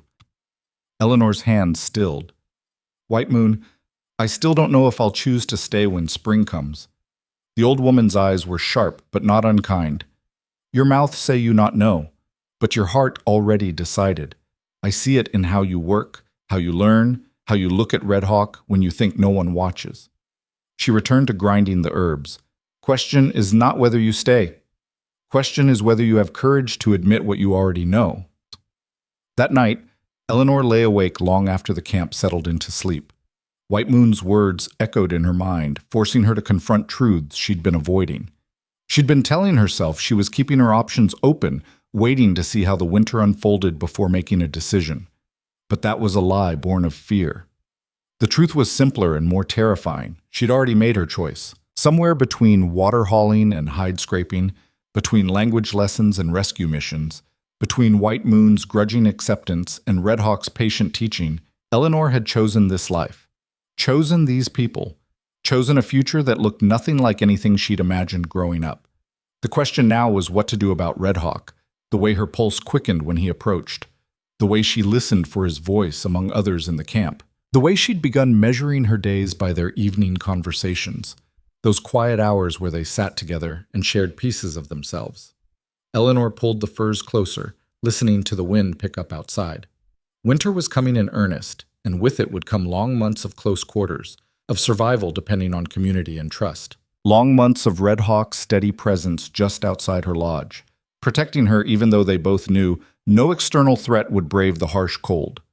She thought about his wife, the woman he'd loved and lost, about the child who'd never grown to adulthood, about 4 years of grief that had turned a warrior into a ghost. And she thought about what White Moon had said, that bringing Eleanor to the camp had awakened something in Red Hawk, brought life back to eyes that had been dead. What if what had awakened in him was the same thing growing in her? What if these evening conversations meant more to him than duty? What if the way he sometimes watched her, that unguarded expression of longing, was real? But what if she was wrong? What if she embarrassed them both by admitting feelings he didn't share? What if she damaged the careful balance of their current relationship by wanting more than he could give? Eleanor closed her eyes, seeking sleep that wouldn't come. Outside, Red Hawk sat in his usual position, his mind equally troubled by questions he couldn't answer. The next day brought the first real storm of the season. Snow fell thick and fast, driven by winds that howled across the plains like living things.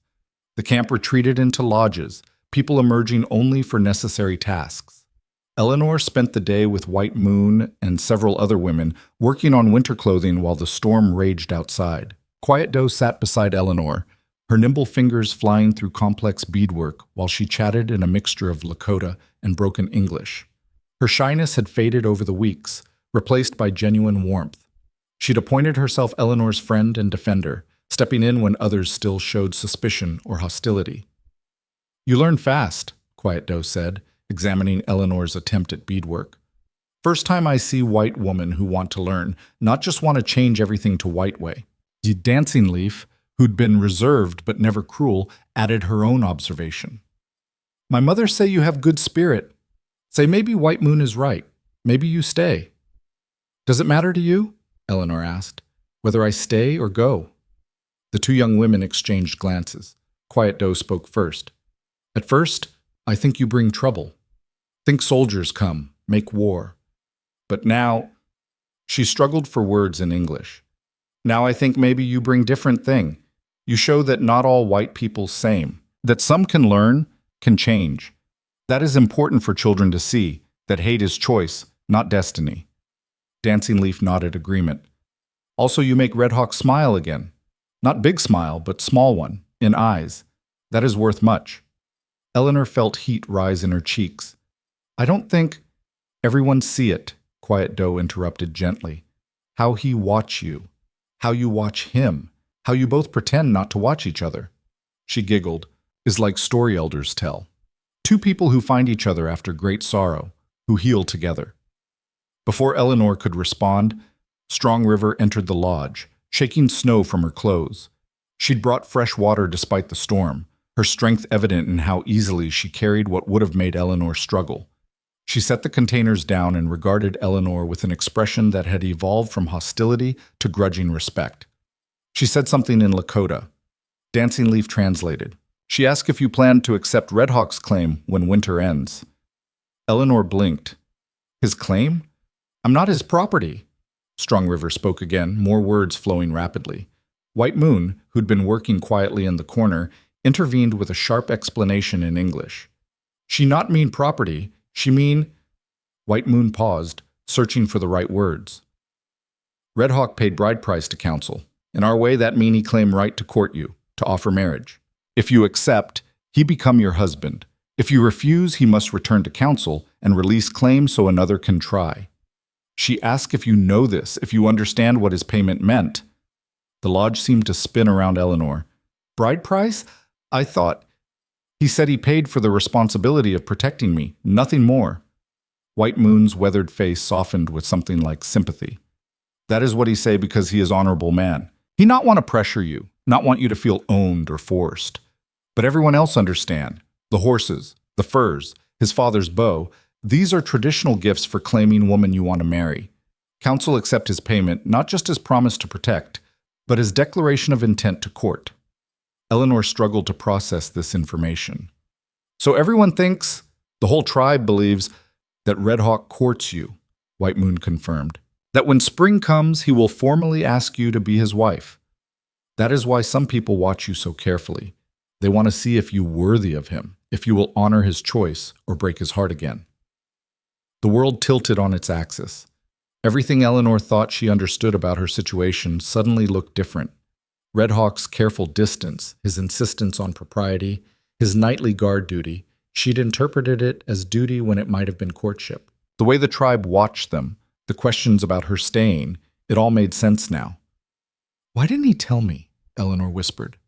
"Because he is good man," Strong River said through Dancing Leaf's translation. "He wants you to choose freely, not because you feel you owe him or because you have no other option. He wants you to choose him because you want him, not because he pay horses." White Moon added her own thoughts. "Also, I think he is afraid. He loved his first wife very much. Losing her, losing his son, it broke something in him. Opening heart again is great risk. What if you reject him? What if you choose to return to White World? What if he love again and lose again?" She shook her head. Sometimes courage in battle is easier than courage in heart. Eleanor sat in stunned silence as the women returned to their work, giving her space to absorb this revelation. Outside, the storm continued its assault on the valley, wind shrieking around the lodges, snow piling in drifts against the hide walls. Inside, Eleanor's mind raced with implications and possibilities. Red Hawk had been courting her all along in his careful, respectful way. The evening conversations, the patient teaching, the way he'd protected her not just physically but socially, helping her integrate into the tribe, defending her choices to the council, standing guard not because he had to, but because he wanted to ensure her safety. And she'd been falling for him without realizing the feeling was mutual, or at least might be mutual. White Moon said Red Hawk was afraid of loss, afraid of rejection, afraid of opening his heart to pain again. Eleanor understood that fear intimately. She'd run from Thomas Brennan not just because of what he'd done, but because of what it represented. The crushing realization that the future she'd imagined, the partnership she'd hoped for, was a lie. That in her world, marriage meant ownership and submission rather than mutual respect. But Red Hawk offered something different. A world where women owned property, made decisions, entered marriage as equals. Where partnership was expected, not hoped for. Where strength in a woman was valued, not crushed. The question was whether Eleanor had the courage to reach for it, to admit what she felt, to risk her own heart for the possibility of something real. The storm lasted 2 days, trapping the tribe in their lodges with little to do but talk, work on small tasks, and wait for the weather to clear. Eleanor spent most of that time lost in thought, examining her feelings with new understanding. When the snow finally stopped and the sun emerged, the valley was transformed, white everywhere, pristine and beautiful and deadly cold. Red Hawk appeared at her lodge as the camp began digging out from the snowfall. "You need warmer clothing," he said without preamble. "That dress is not enough for deep winter. Come." He led her to his own lodge, which Eleanor had never entered. Inside it was spare but well organized, weapons along one wall, sleeping furs neatly arranged, containers of food and supplies carefully stored. He moved to a large bundle wrapped in leather and extracted a heavy coat made of buffalo hide, the inside lined with soft fur. "This was my wife's winter coat," he said quietly. "It has been stored since she died. White Moon say it should be used, not just take up space, that my wife would want someone to be warm." Eleanor took the coat with trembling hands. The leather was soft from years of use, the beadwork along the shoulders intricate and beautiful. "Red Hawk, I can't take something so precious. You must. Winter here will kill without proper clothing." He paused, his dark eyes meeting hers. "Also, I want you to have it. I hope, she would approve." Eleanor slipped the coat on.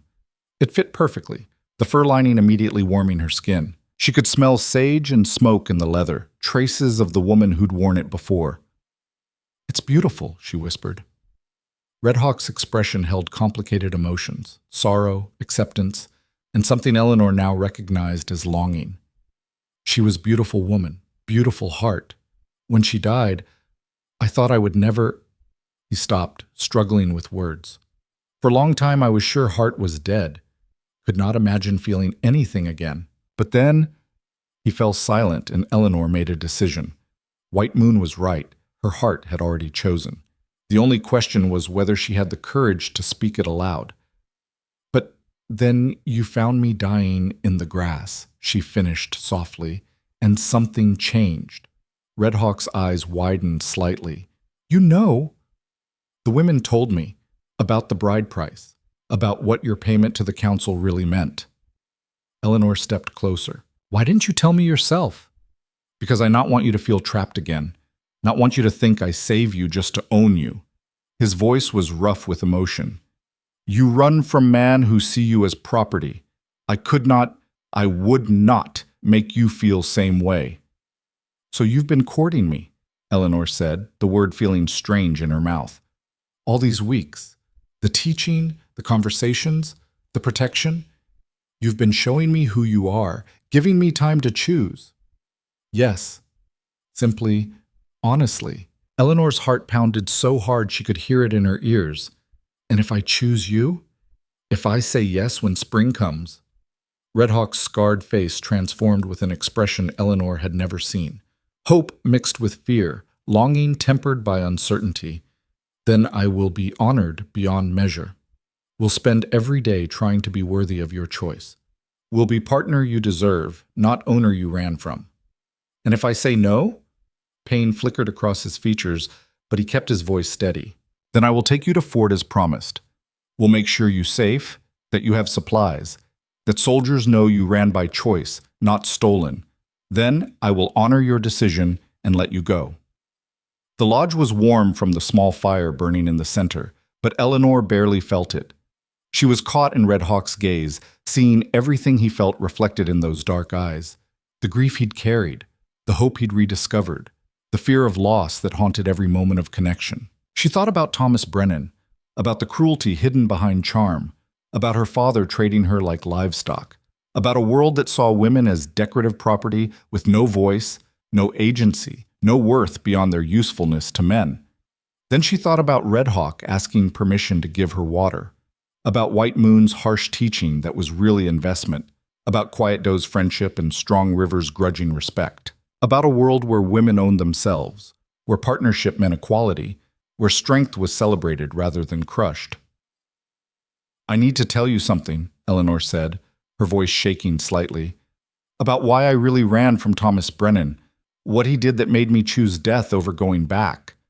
Red Hawk's expression darkened with understanding. You do not have to. I want to. I need you to know. Eleanor took a breath.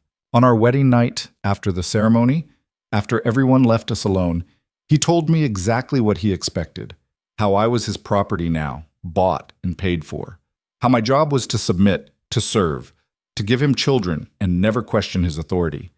Her hands clenched in the buffalo coat. When I tried to speak, he grabbed my wrist so hard I felt bones grind together. Told me the only words he wanted from my mouth were, yes, sir, and no, sir. Said if I didn't learn obedience quickly, he'd teach me the hard way. Red Hawk's jaw tightened, his hands forming fists, but he remained silent, letting her speak. I saw my future in his eyes that night. Years of being crushed into nothing, of losing every piece of myself, of becoming a hollow thing that existed only to serve someone else's wants. So I waited until he drank himself to sleep, and I ran. Eleanor met Red Hawk's eyes. I ran because staying meant death anyway, just a slower, more terrible kind. The silence that followed was heavy with understanding. Finally, Red Hawk spoke, his voice low and fierce. You are strongest person I know, Eleanor Hale. To see that future and choose to fight it, to run through wilderness alone rather than accept it, that is courage beyond what most warriors show in battle. I don't feel strong, I feel terrified most of the time. That is what make it courage, Red Hawk said, doing hard thing even when afraid. He took a careful step closer. I make you promise. If you choose me, if you agree to be my wife, I will never make you feel owned. Will never demand obedience. Will value your voice, your thoughts, your strength. Will be partner, not master. You will always have choice, always have freedom to speak your mind, to make decisions, to be fully yourself. Tears burned Eleanor's eyes. How can you promise that? How do I know, Ish? Because I already see you that way. Red Hawk interrupted gently. Already value your mind, your courage, your determination. Already respect you more than any woman except my first wife. Why would I want to change what I admire? Why would I want to break what I think is beautiful? Eleanor's breath caught. You think I'm beautiful? Red Hawk's scarred face softened. Inside, where it matters?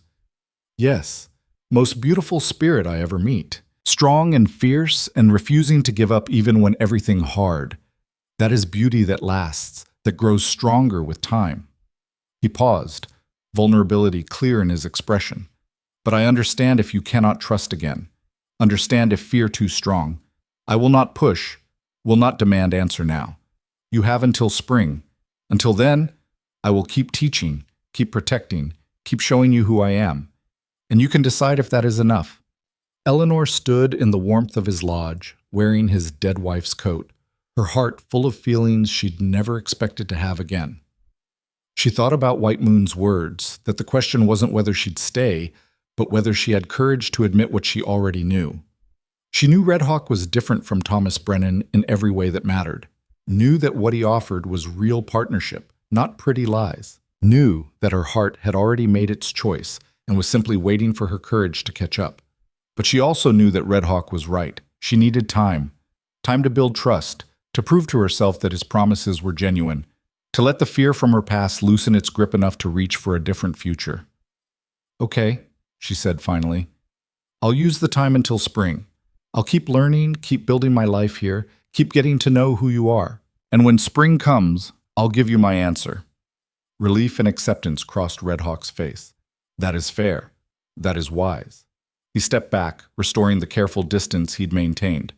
For now, we continue as we have been, teacher and student, guardian and protected, until you're ready for more. Eleanor nodded, but as she turned to leave his lodge, she heard herself say something unexpected. Red Hawk?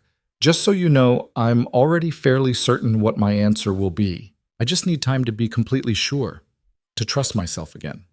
She didn't wait to see his reaction, just walked back into the snow-covered camp, her heart racing with the weight of what she'd almost said.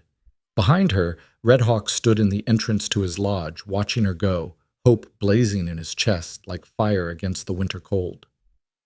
The northern plains stretched endlessly in every direction, white now with snow that would last for months. And two broken people moved through that landscape toward a future neither had imagined possible, moving slowly, carefully, building trust and understanding one small moment at a time. Winter had truly arrived, bringing with it both hardship and the space for fragile things to grow strong enough to survive.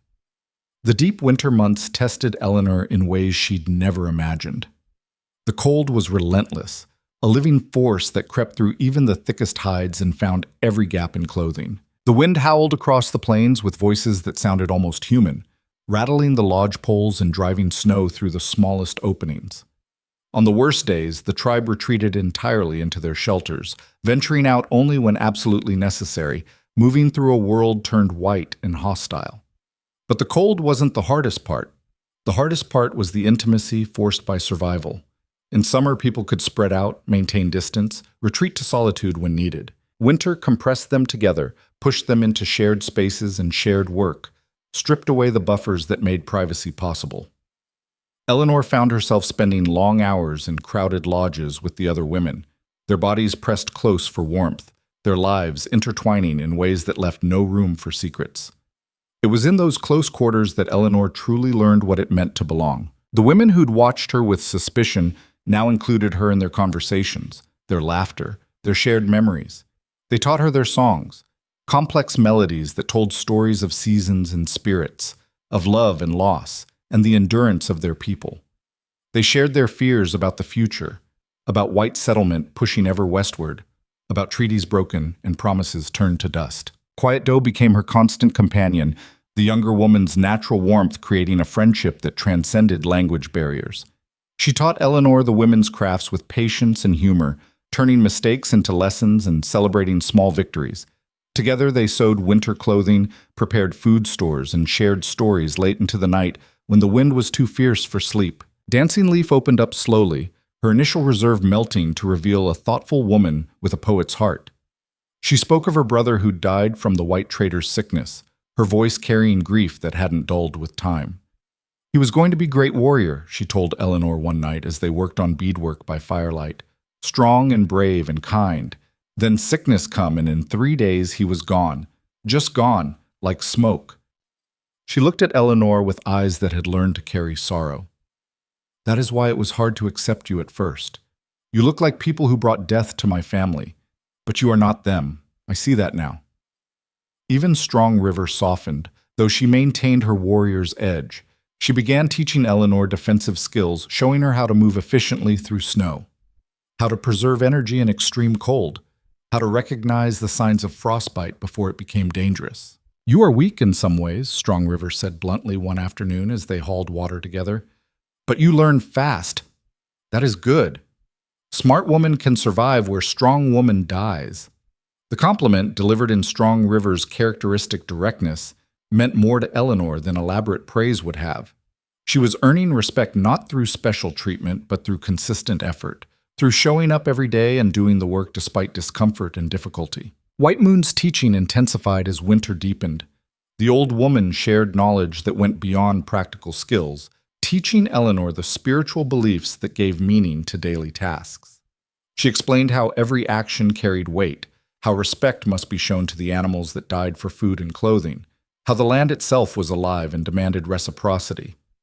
You take from earth, you give back, White Moon explained. You ask permission before taking plant for medicine. You thank deer for giving its life. You waste nothing, because waste is disrespect. Eleanor absorbed these lessons with growing understanding. This wasn't just a different way of living. It was an entirely different worldview, one where humans existed as part of nature rather than separate from it, where every choice rippled outward with consequences. It was both humbling and empowering, this framework that demanded constant awareness and gratitude. Through it all, Red Hawk maintained his careful courtship. Their evening conversations continued, growing deeper and more personal as winter isolated them from external distractions. He told her about his childhood, about learning to hunt from his father, about the pride he'd felt bringing home his first deer. He spoke of his wife with love, but without the sharp edge of fresh grief, sharing memories that honored what they'd had without pretending her loss didn't still hurt. She would have liked you, he said one night, his voice thoughtful. You are different from her in many ways. She was louder, more quick to laugh, more comfortable in her skin. But the core strength, the refusal to accept injustice, the fierce protection of those weaker, that you share, that she would have recognized and respected. Eleanor found herself sharing things she'd never told anyone. Her mother's death when she was 8, the loneliness of growing up with only her father's distant affection, the slow realization that her world had no place for women who wanted more than decorative existence. I used to read books about adventure, she admitted, about women who did important things, who made choices that mattered. And I'd think, why can't that be me? Why does my only value lie in being pretty enough to marry well? She laughed bitterly. Turns out marrying well just meant marrying someone who could afford to keep me trapped in luxury. Red Hawk listened without judgment, his dark eyes reflecting firelight and understanding. In my world, women do important things every day. They are healers, teachers, keepers of wisdom. They choose leaders, decide when to move camp, manage resources. Men and women have different roles, but both are valued. Both are necessary. He paused. That is what partnership means. Recognizing that different strengths working together create something stronger than either alone. These conversations left Eleanor feeling seen in a way she'd never experienced. Red Hawk didn't try to fix her pain or dismiss her experiences. He simply listened, acknowledged, and shared his own struggles in return. It was the kind of intimacy Eleanor had dreamed of but never expected to find. Two people revealing themselves honestly, building trust through vulnerability rather than pretense. But the growing closeness also brought new fears. The more Eleanor cared for Red Hawk, the more she understood what she risked by opening her heart. She watched him with the tribe's children, saw how gently he corrected them, how patiently he taught them skills, how his scarred face softened with affection. And she wondered what it had cost him to lose his own child, whether the fear of that loss happening again kept him awake at night the way it sometimes kept her trembling with anxiety. One evening in deep winter, with snow falling soft and steady outside, Eleanor finally voiced the fear she'd been carrying. What if I'm not strong enough for this life? What if I fail when it really matters? Red Hawk looked up from the arrow he was fletching, his expression serious. You already proved your strength. You survived what would have killed most people. You learned what seemed impossible. You earned respect from those who wanted to hate you. He set the arrow aside. But I think you ask wrong question. Question is not if you're strong enough. Question is whether you trust yourself to keep growing stronger. I trust myself more than I used to, Eleanor admitted, but sometimes I'm terrified of making the wrong choice, of staying and then regretting it, of choosing you and then… She stopped, unable to finish. And then losing me, Red Hawk finished quietly. Like you almost lost yourself to Thomas Brennan. Like I lost my wife and son.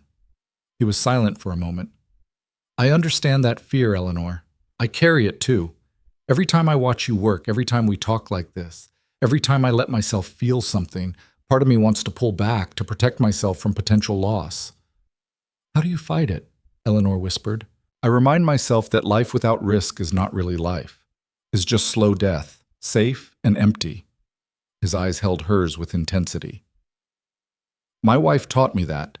She used to say that loving someone fully, choosing them completely, requires courage to be vulnerable.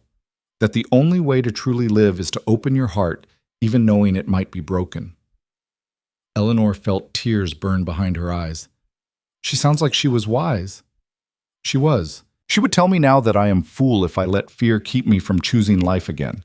That I honor her memory not by staying frozen in grief, but by having courage to love again. He reached across the space between them, his hand extended palm up in invitation rather than demand. So I choose courage, Eleanor. Every day I choose to hope rather than hide. Eleanor looked at his offered hand, calloused and scarred from years of warrior's work, steady and patient as it waited for her decision. Slowly she reached out and placed her hand in his. His fingers closed around hers, warm and careful, and something shifted in the air between them. An acknowledgement, a promise, a shared commitment to facing fear together. They sat like that for a long moment, hands joined, firelight dancing across their faces. Then Red Hawk spoke again, his voice low. I need to tell you something. About the spring. About the choice you will make. Eleanor's heart quickened. What is it? The council has decided, when snow melts and the grass returns green, they will hold ceremony. If you choose to stay, if you accept my courtship, we will marry according to our customs. But if you choose to leave, if you want to return to white settlements, he paused, his jaw tightening. Then I must take you to the fort and release my claim. Council made clear they will not allow half choices. Either you become fully part of our people through marriage, or you return to your world. No middle ground. Eleanor's breath caught. She'd known a choice was coming, but the stark finality of it hit her like a physical blow. Marriage or departure. Full commitment or complete separation. No gradual integration, no testing the waters. She would have to leap entirely or walk away. Why, she asked, though part of her already understood.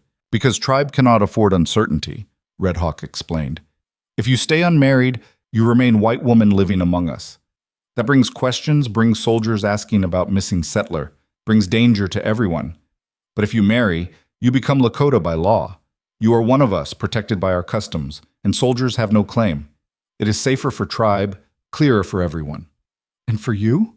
Eleanor's voice shook. What does it mean for you? Red Hawk's grip on her hand tightened slightly. It means I must have answers soon, must know if I prepare for wedding or prepare to say goodbye. He met her eyes steadily. I will accept either choice, Eleanor, will not force or pressure, but I need to know which future I walk toward. The weight of the decision pressed down on Eleanor like physical force. Marriage. Not courtship, not gradual commitment, but immediate and total binding of her life to Red Hawks, to this tribe, to a world completely different from everything she'd known. And if she chose that path, there would be no going back. The white settlements would see her as traitor or captive. Her father, if he was even still alive, would disown her if he learned she'd married a Lakota warrior. She would be burning every bridge to her old life, but staying unmarried meant leaving, meant walking away from White Moon's harsh wisdom and Quiet Doe's friendship and Dancing Leaf's poetry, meant abandoning the language she'd worked so hard to learn, the skills she'd earned through blood and exhaustion, meant leaving Red Hawk, this man who saw her clearly and valued what he saw, who offered partnership instead of ownership. "When must I decide?" Eleanor asked, her voice barely above a whisper. "Spring melt, when first green shoots appear in the valley." Red Hawk's thumb traced gentle circles on the back of her hand.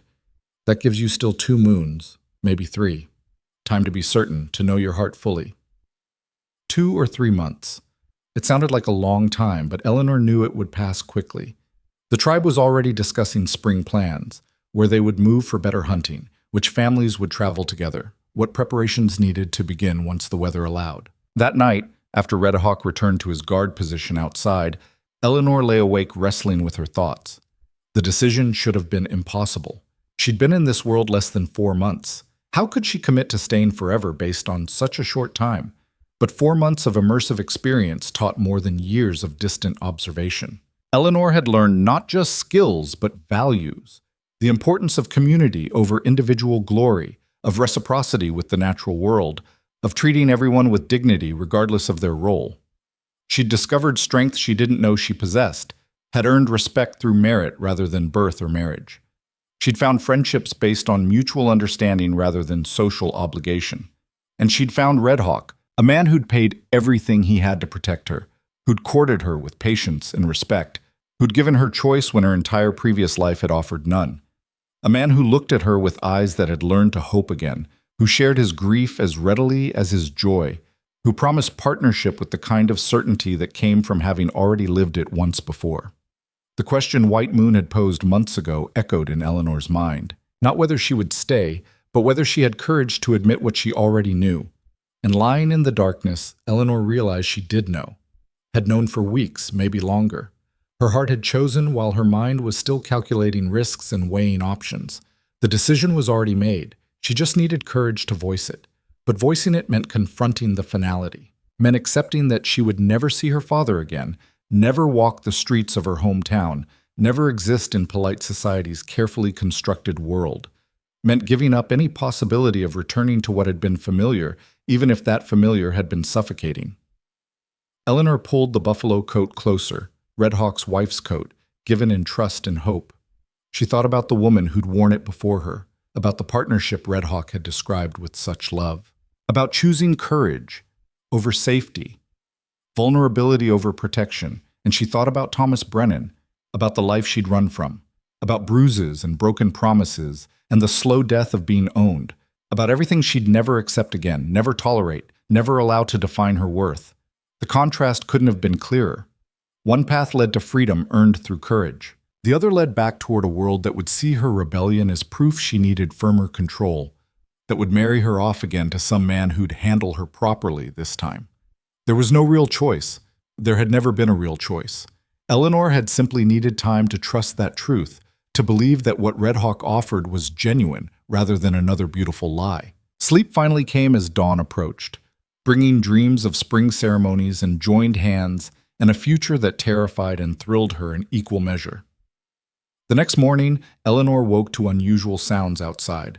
Raised voices, the thunder of approaching horses, a commotion that had the entire camp stirring. She emerged from her lodge to find chaos.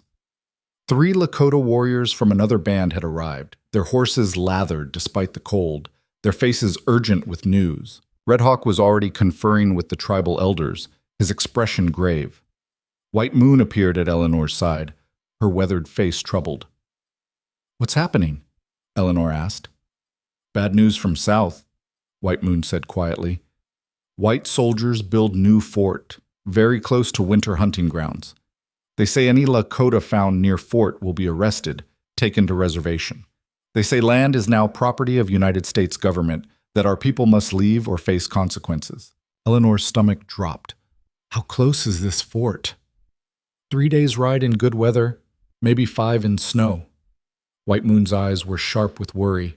Close enough to be problem. Close enough that hunting parties might encounter soldiers. Close enough that if they looking for you... She didn't finish, but Eleanor understood. The fort was close enough that troops could reach the valley, could search for a missing white woman, could use her presence as excuse for violence. The council convened immediately, the leading men and women of the tribe gathering in the large central lodge. Eleanor wasn't invited, but she could hear the raised voices, the passionate debate. Red Hawk's voice rose above others several times, arguing something with fierce conviction. Other voices shouted objections, counterarguments, fear and anger mixing in equal measure. The meeting lasted hours. When Red Hawk finally emerged, his face was set in hard lines, his jaw tight with controlled emotion. He found Eleanor waiting near her lodge and drew her inside, away from watching eyes. The council has made decision, he said without preamble. Because of new fort, because of increased soldier presence, they cannot wait until spring. They need answer now. Eleanor's heart stopped. Now? But you said I had until... I know what I said, but situation has changed. Red Hawk's voice was rough with frustration. Some council members argue that your presence brings too much risk now, that soldiers might come looking, might use you as excuse to attack. They want you gone before spring, before weather allows easy travel for troops. And what do you want? Eleanor asked, her voice shaking. Red Hawk's control cracked slightly. I want you to have the time I promised. Want you to make choice without pressure, without fear-driving decision. But I am only one voice in council. He took a breath, steadying himself. They have given ultimatum. You must declare your intention within 7 days. Either you commit to staying, agree to marriage ceremony before next moon, or I must take you to fort immediately. 7 days. Eleanor felt the world spinning around her. 7 days to make a decision that would determine the rest of her life. 7 days to commit to marrying a man she'd known less than 5 months. To binding herself to a tribe that still had members who mistrusted her. To burning every bridge to the world she'd known. What if I'm not ready? Eleanor whispered. What if I need more time? Red Hawk's face held anguish mixed with resignation. Then I will honor that. We'll take you to fort, make sure you're safe, and release my claim as promised.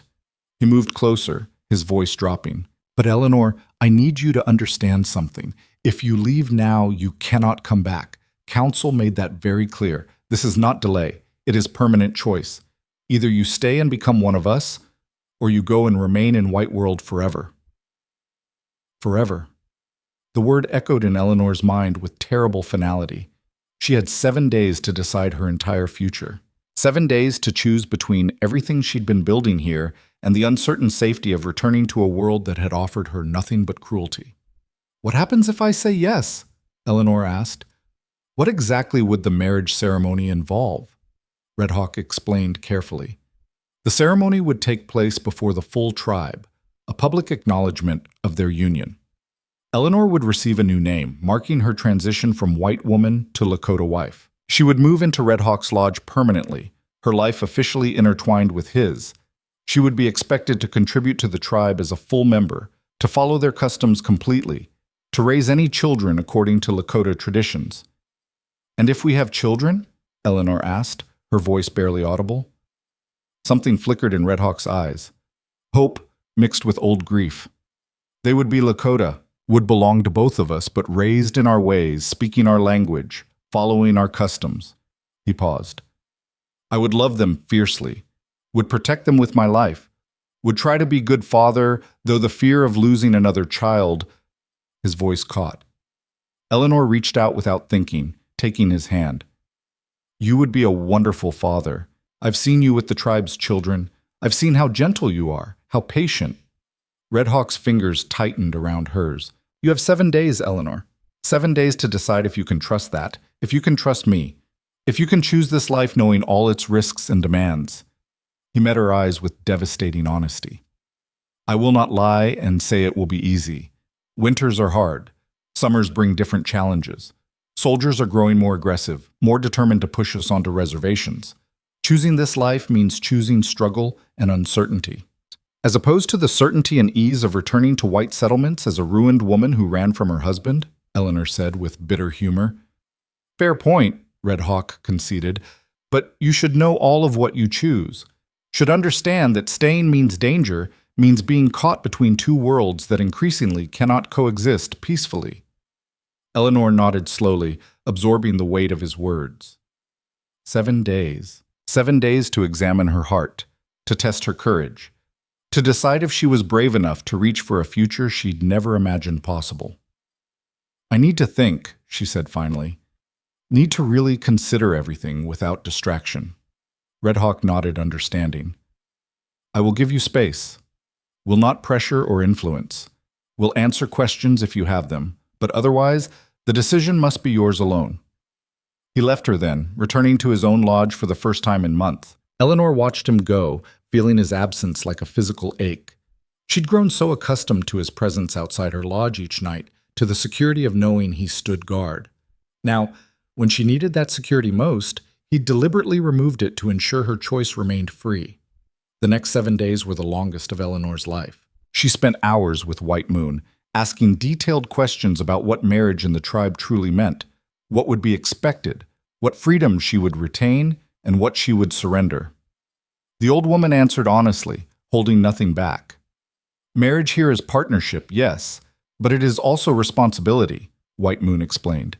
You would be Red Hawk's wife, but also member of tribe. Your actions reflect on him, on his family, on all of us. You fail, he shares that failure. You succeed, he shares that success. It is not individual life anymore. It is bound life. Eleanor spoke with Quiet Doe and Dancing Leaf, asking about their own marriages, what daily life looked like, how they navigated conflicts and made decisions. Both women were frank about the challenges, the hard work, the constant demand for resilience, the way survival required everyone to contribute fully. But also, Quiet Doe added softly, there is joy. There is knowing you are valued, knowing your work matters, knowing your voice is heard. My husband and I argue sometimes, but he listens. He respects my thoughts. That is worth more than easy life without respect. Eleanor sought out Strong River, asking the hardest questions. What if I fail? What if I'm not strong enough when it really matters? Strong River regarded her with those sharp warrior's eyes. Then you fail, and you learn, and you try again. That is how strength is built, not from never falling, but from standing up each time. She paused. You think I was always strong? I was weak girl once, afraid of everything. Then life taught me I had no choice but to become strong. You already proving you can do same. Each conversation added weight to Eleanor's decision, layers of understanding about what she truly faced. This wasn't a romantic fantasy or an escape from one bad situation into something easier. This was choosing a life of genuine challenge, of constant adaptation, of being forever caught between two worlds with no simple belonging to either. But it was also choosing partnership over ownership, choosing respect over submission, choosing a man who'd proven his integrity through actions rather than words, choosing a community that had slowly, grudgingly, begun to accept her as one of their own. On the 6th night, Eleanor lay awake in her lodge, listening to the wind howl across the plains. Tomorrow she would have to give her answer. Tomorrow she would commit to staying or prepare to leave. Tomorrow her entire future would be determined by a single choice. She thought about her mother, dead now, 15 years. Would she have understood? Would she have approved of her daughter marrying a Lakota warrior, of abandoning the white world entirely? Eleanor wished desperately that she could ask, could know what her mother would counsel. But her mother wasn't here. Eleanor only had herself, her own judgment, her own courage, or lack thereof. She thought about Thomas Brennan's hands on her wrist, the grinding of bones, the cold promise in his eyes. She thought about her father trading her to that monster without question, seeing her only as property to be disposed of properly. She thought about a world that had offered her nothing but decorative imprisonment. Then she thought about Red Hawk giving her water with careful patience, about White Moon's harsh teaching that was really fierce investment in her success, about Quiet Doe's friendship and Strong River's grudging respect and Dancing Leaf's poetry, about evening conversations that felt like coming home, about a man who'd paid everything he had for the right to court her, who'd promised partnership and proven it through 4 months of patient respect. The choice wasn't between safety and risk. It was between different kinds of risk. The risk of returning to a world that had nearly destroyed her, or the risk of building something new in a world that had given her room to grow strong. Eleanor rose from her furs and stepped outside into the frigid night. Stars blazed overhead, impossibly bright in the clear winter sky. The camp was silent, everyone sleeping except for the night guards keeping watch for danger that never came. She walked through the snow to Red Hawk's lodge, her heart pounding. He was awake. She could see the glow of his fire through the hide walls. She stood outside for a long moment, gathering courage, then called his name softly. He emerged immediately, concern on his face. "Eleanor? What is wrong?"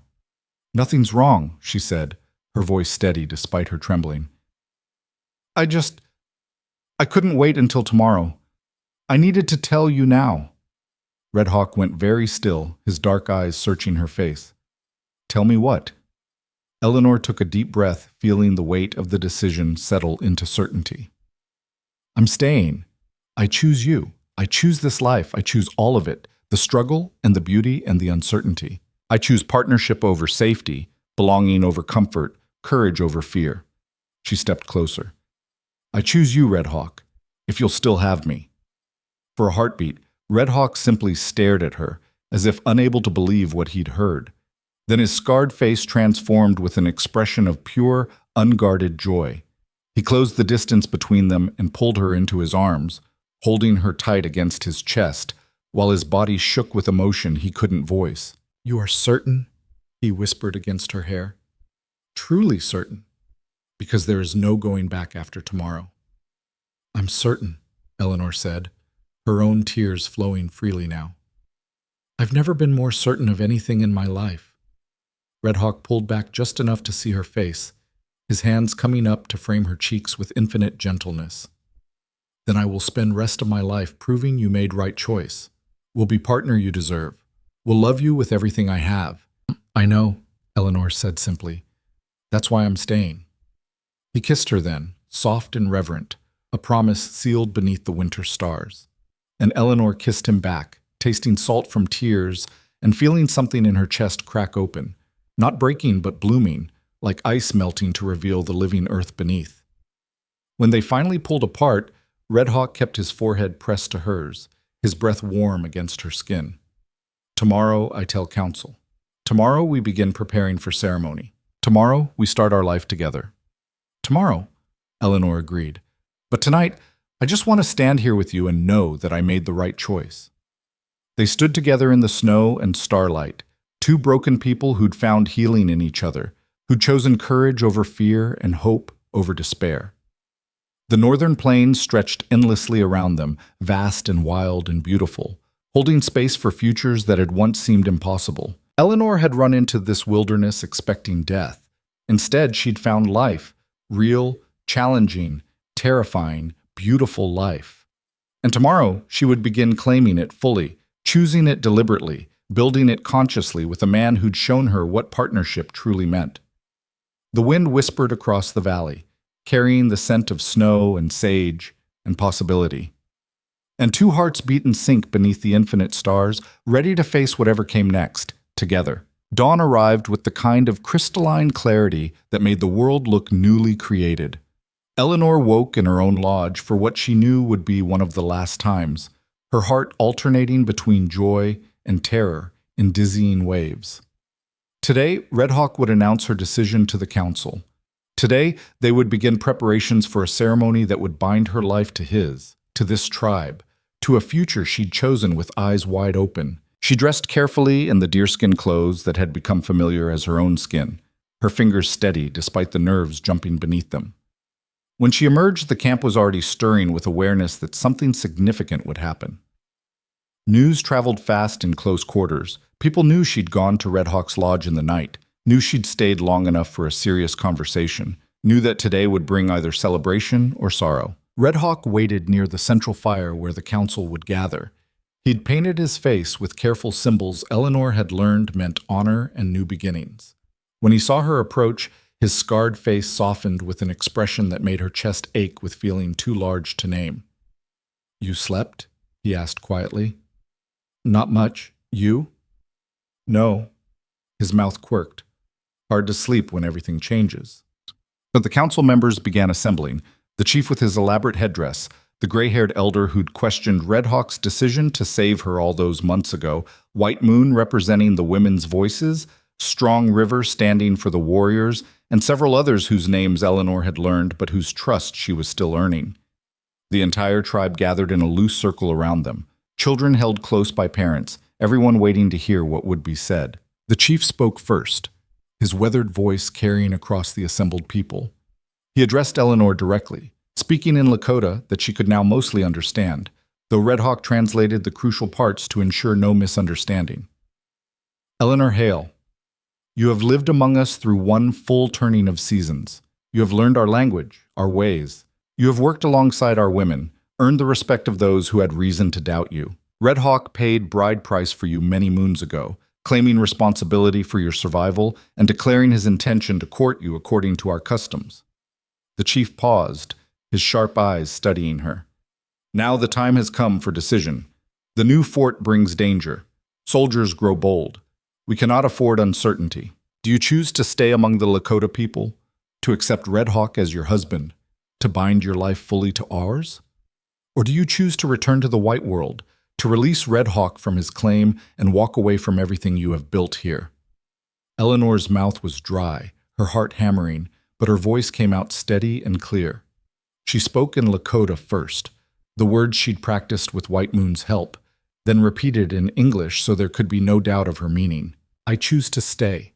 I choose Red Hawk as my husband. I choose to become Lakota, to live by your customs, to raise my children, if I am blessed with children, according to your ways. I choose this tribe, this land, this life, with full knowledge of what I accept and what I leave behind. A collective exhale moved through the crowd. Red Hawk's expression remained controlled, but Eleanor saw his hands tremble slightly before he clasped them behind his back. The chief nodded slowly, satisfaction and approval in the gesture. Then it will be as you have chosen. The ceremony will take place at the next full moon, 6 days from now. White Moon will prepare you. Red Hawk will prepare himself. And on that night, Eleanor Hale will die, and a new woman will be born among us. The finality of those words hit Eleanor like a physical force. Eleanor Hale will die.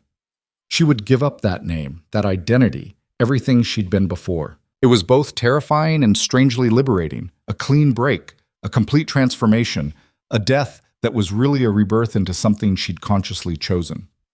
White Moon approached as the crowd began to disperse, her weathered face holding something that might have been pride. Come, much work to do. 6 days is not long to prepare properly. What followed was a whirlwind of activity and instruction. White Moon explained every element of the ceremony with meticulous detail, ensuring Eleanor understood the significance of each part. The wedding dress would be white deerskin, the color symbolizing purity and new beginnings. Eleanor would wear it to represent leaving her old life behind. The tribe's women would create it together, each one adding beadwork that carried blessings and protection. You will walk into ceremony as Eleanor, White Moon explained as they worked on the dress. But when you speak your vows, when Red Hawk places the marriage blanket around both of you, you become someone new. The council has chosen your Lakota name, Wanagi Wingyang. It means spirit woman. Eleanor repeated the name slowly, feeling how it shaped differently in her mouth than her English name. Spirit woman. Why that name? White Moon's expression held rare softness. Because you came to us like spirit, nearly dead, caught between worlds. Because you have spirit that refuses to break. Because you walked between white world and our world and chose to become fully ours in spirit as well as body. She paused. It is good name, strong name that honors who you are and who you will become. Over the next days, Eleanor learned the marriage customs with the same intensity she'd once learned hide scraping and water hauling. She would enter the ceremonial circle from the east, representing dawn and new beginnings. Red Hawk would enter from the west, representing the completion of his own journey from grief back to life. They would meet in the center before the sacred fire, and there they would speak their promises before the entire tribe. Quiet Doe and Dancing Leaf took charge of teaching Eleanor the traditional responses, The words she would speak when Red Hawk offered her the marriage gifts, the prayers she would say to honor his first wife and ask blessing for their union. The tribe's customs included acknowledging those who'd come before, honoring the love that had existed without pretending it erased the possibility of new love. You will speak her name, Dancing Leaf explained. You will say that you honor the woman who taught Red Hawk how to love, who showed him what partnership means. You will ask her spirit to bless your marriage, to help you be worthy of the man she helped create. The idea of honoring Red Hawk's dead wife in her own wedding ceremony seemed strange at first, but the more Eleanor understood, the more beautiful it became. This wasn't about erasing the past or pretending Red Hawk came to her unmarked by loss. It was about acknowledging that his capacity to love her had been shaped by loving someone else first, that his grief had made him more capable of appreciating joy, that his first marriage informed but didn't diminish his second. Eleanor practiced the words until they felt natural, until she could speak them without her voice breaking. I honor Summer Rain, who walked beside you and made you the man I love. I ask her blessing as I take the place she left empty. I promise to cherish what she taught you and to build something new from what we both bring to this union. Red Hawk was undergoing his own preparations, rituals Eleanor wasn't allowed to witness. She caught glimpses of him only in passing, once covered in ceremonial paint, being led by the male elders toward the sweat lodge. Another time sitting alone on the ridge overlooking the valley, his posture suggesting deep contemplation. Each time their eyes met across distance, something electric passed between them. Anticipation, certainty, the shared knowledge that they were both walking toward a threshold that would change everything. The tribe's women worked on Eleanor's wedding dress with focused dedication, their needles flashing in firelight as they added intricate beadwork depicting the story of her journey. Running figure to represent her desperate flight, water symbols for Red Hawk saving her at the creek, ascending spirals showing her growth and learning, and finally 2 figures standing together beneath stars. It was more than clothing, it was narrative made tangible, a record of transformation sewn in leather and beads. Strong River contributed her own addition, a small warrior symbol hidden near the heart. Because you have warrior spirit, she said gruffly when Eleanor noticed it. You fought for freedom, fought to survive, fought to belong. That deserves recognition. On the 5th day, White Moon took Eleanor to the creek at dawn, just the 2 of them in the crystalline cold. Tomorrow you will marry, the old woman said. But today, you must face your fears honestly. You must speak them aloud so they lose power over you. They sat on the bank where Red Hawk had first given Eleanor water all those months ago. The creek ran sluggish with cold, ice forming along the edges, but beneath it Eleanor could still hear the movement of living water. I'm afraid I'll fail him, Eleanor admitted, her breath misting in the frozen air. That I'll disappoint him or prove too weak for this life, or, her voice caught, or that I'll lose him the way he lost his first wife. That we'll find happiness, and then it will be torn away. White Moon was quiet for a long moment, her weathered face contemplative. All those fears are real. You might fail sometimes. You will be weak sometimes, and yes, one of you will likely die before the other. That is nature of life. But living in fear of loss means you never fully live at all. She turned to Eleanor, her eyes fierce. My daughter died. My husband died. I have buried more people I love than you have years of life. But I do not regret loving them. Pain of loss is price of love, and it is worth paying. How do you survive it? Eleanor whispered. How do you keep going? By remembering that love is not erased by death, by honoring what was, by being grateful for time you had instead of bitter about time you lost. White Moon's voice softened. You want to know secret? Best way to honor those who died is to live fully, to love hard, to squeeze every moment of joy from life while you have it. That is what my daughter would want for me. That is what Red Hawk's wife would want for him. Eleanor absorbed this wisdom, feeling something shift in her chest. She'd been so focused on the risk of loss that she'd almost lost sight of the gift of finding. Red Hawk was offering her partnership, respect, love, built on genuine knowing. The fact that it might end someday didn't make it less valuable. It made it more precious. I'm ready, Eleanor said finally. Tomorrow, I'll speak the vows without reservation. I'll choose this life completely, fear and all. White Moon nodded approval. Good. That is wisdom. Now come. There is one more thing you must do before ceremony. She led Eleanor back to camp and into her own lodge, where she retrieved a small bundle wrapped in soft hide. This belonged to my daughter. She wore it at her own wedding, and her grandmother wore it before her. It should go to someone worthy, someone who understands its meaning. She unwrapped the bundle to reveal a necklace, delicate beadwork in blues and whites, with a single perfect turquoise stone at the center. White moon, I can't, this is too precious. You can and you will, White Moon interrupted firmly. My daughter is gone. Her children, the children she would have had, will never exist. But you are here. You learned from me, grew strong, like she would have been proud to see. You bring life back to good man who deserves happiness. That makes you worthy. She placed the necklace in Eleanor's hands. Wear it tomorrow. Let my daughter's spirit be present at your wedding, blessing the union of two people who survived sorrow and chose joy. Eleanor clutched the necklace, tears streaming down her face. Thank you for everything, for teaching me, for believing I could learn, for trusting me with your memories. White Moon pulled her into a brief, fierce embrace. You are daughter of my teaching now, even if not my blood. That means something. That is bond that matters.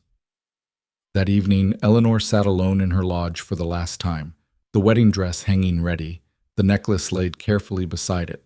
Tomorrow, she would become someone new. Tomorrow, Eleanor Hale would cease to exist, and Wanagi Wingyang, spirit woman, would take her first breath. She thought about the woman she'd been 6 months ago, desperate, broken, running from a nightmare with no plan beyond survival. She thought about collapsing in the grass expecting death, about Red Hawk's scarred face looking down at her with assessment rather than cruelty, about choosing to trust when trust had nearly destroyed her. And she thought about everything that had come after, the painful learning, the slow earning of respect, the friendships forged through shared work, the language acquired syllable by careful syllable, the gradual understanding that she was building something real, that she'd found a place where her strength was valued instead of threatening, where her voice mattered, where partnership was expected rather than hoped for. Red Hawk had given her that, but she'd also given it to herself, through refusing to quit when everything was hard, through standing up every time she fell, through choosing growth over comfort and courage over safety. Tomorrow, she would marry him, would speak vows that bound her life to his in front of people who'd become family, would accept a new name and a new identity and step fully into a future she'd never imagined possible. Eleanor touched the necklace White Moon had given her, feeling the smooth beads and the cool stone. Somewhere in the spirit world, Summer Rain existed, Red Hawk's first wife, the woman who'd shown him what love could be. Tomorrow, Eleanor would honor her memory while creating something new.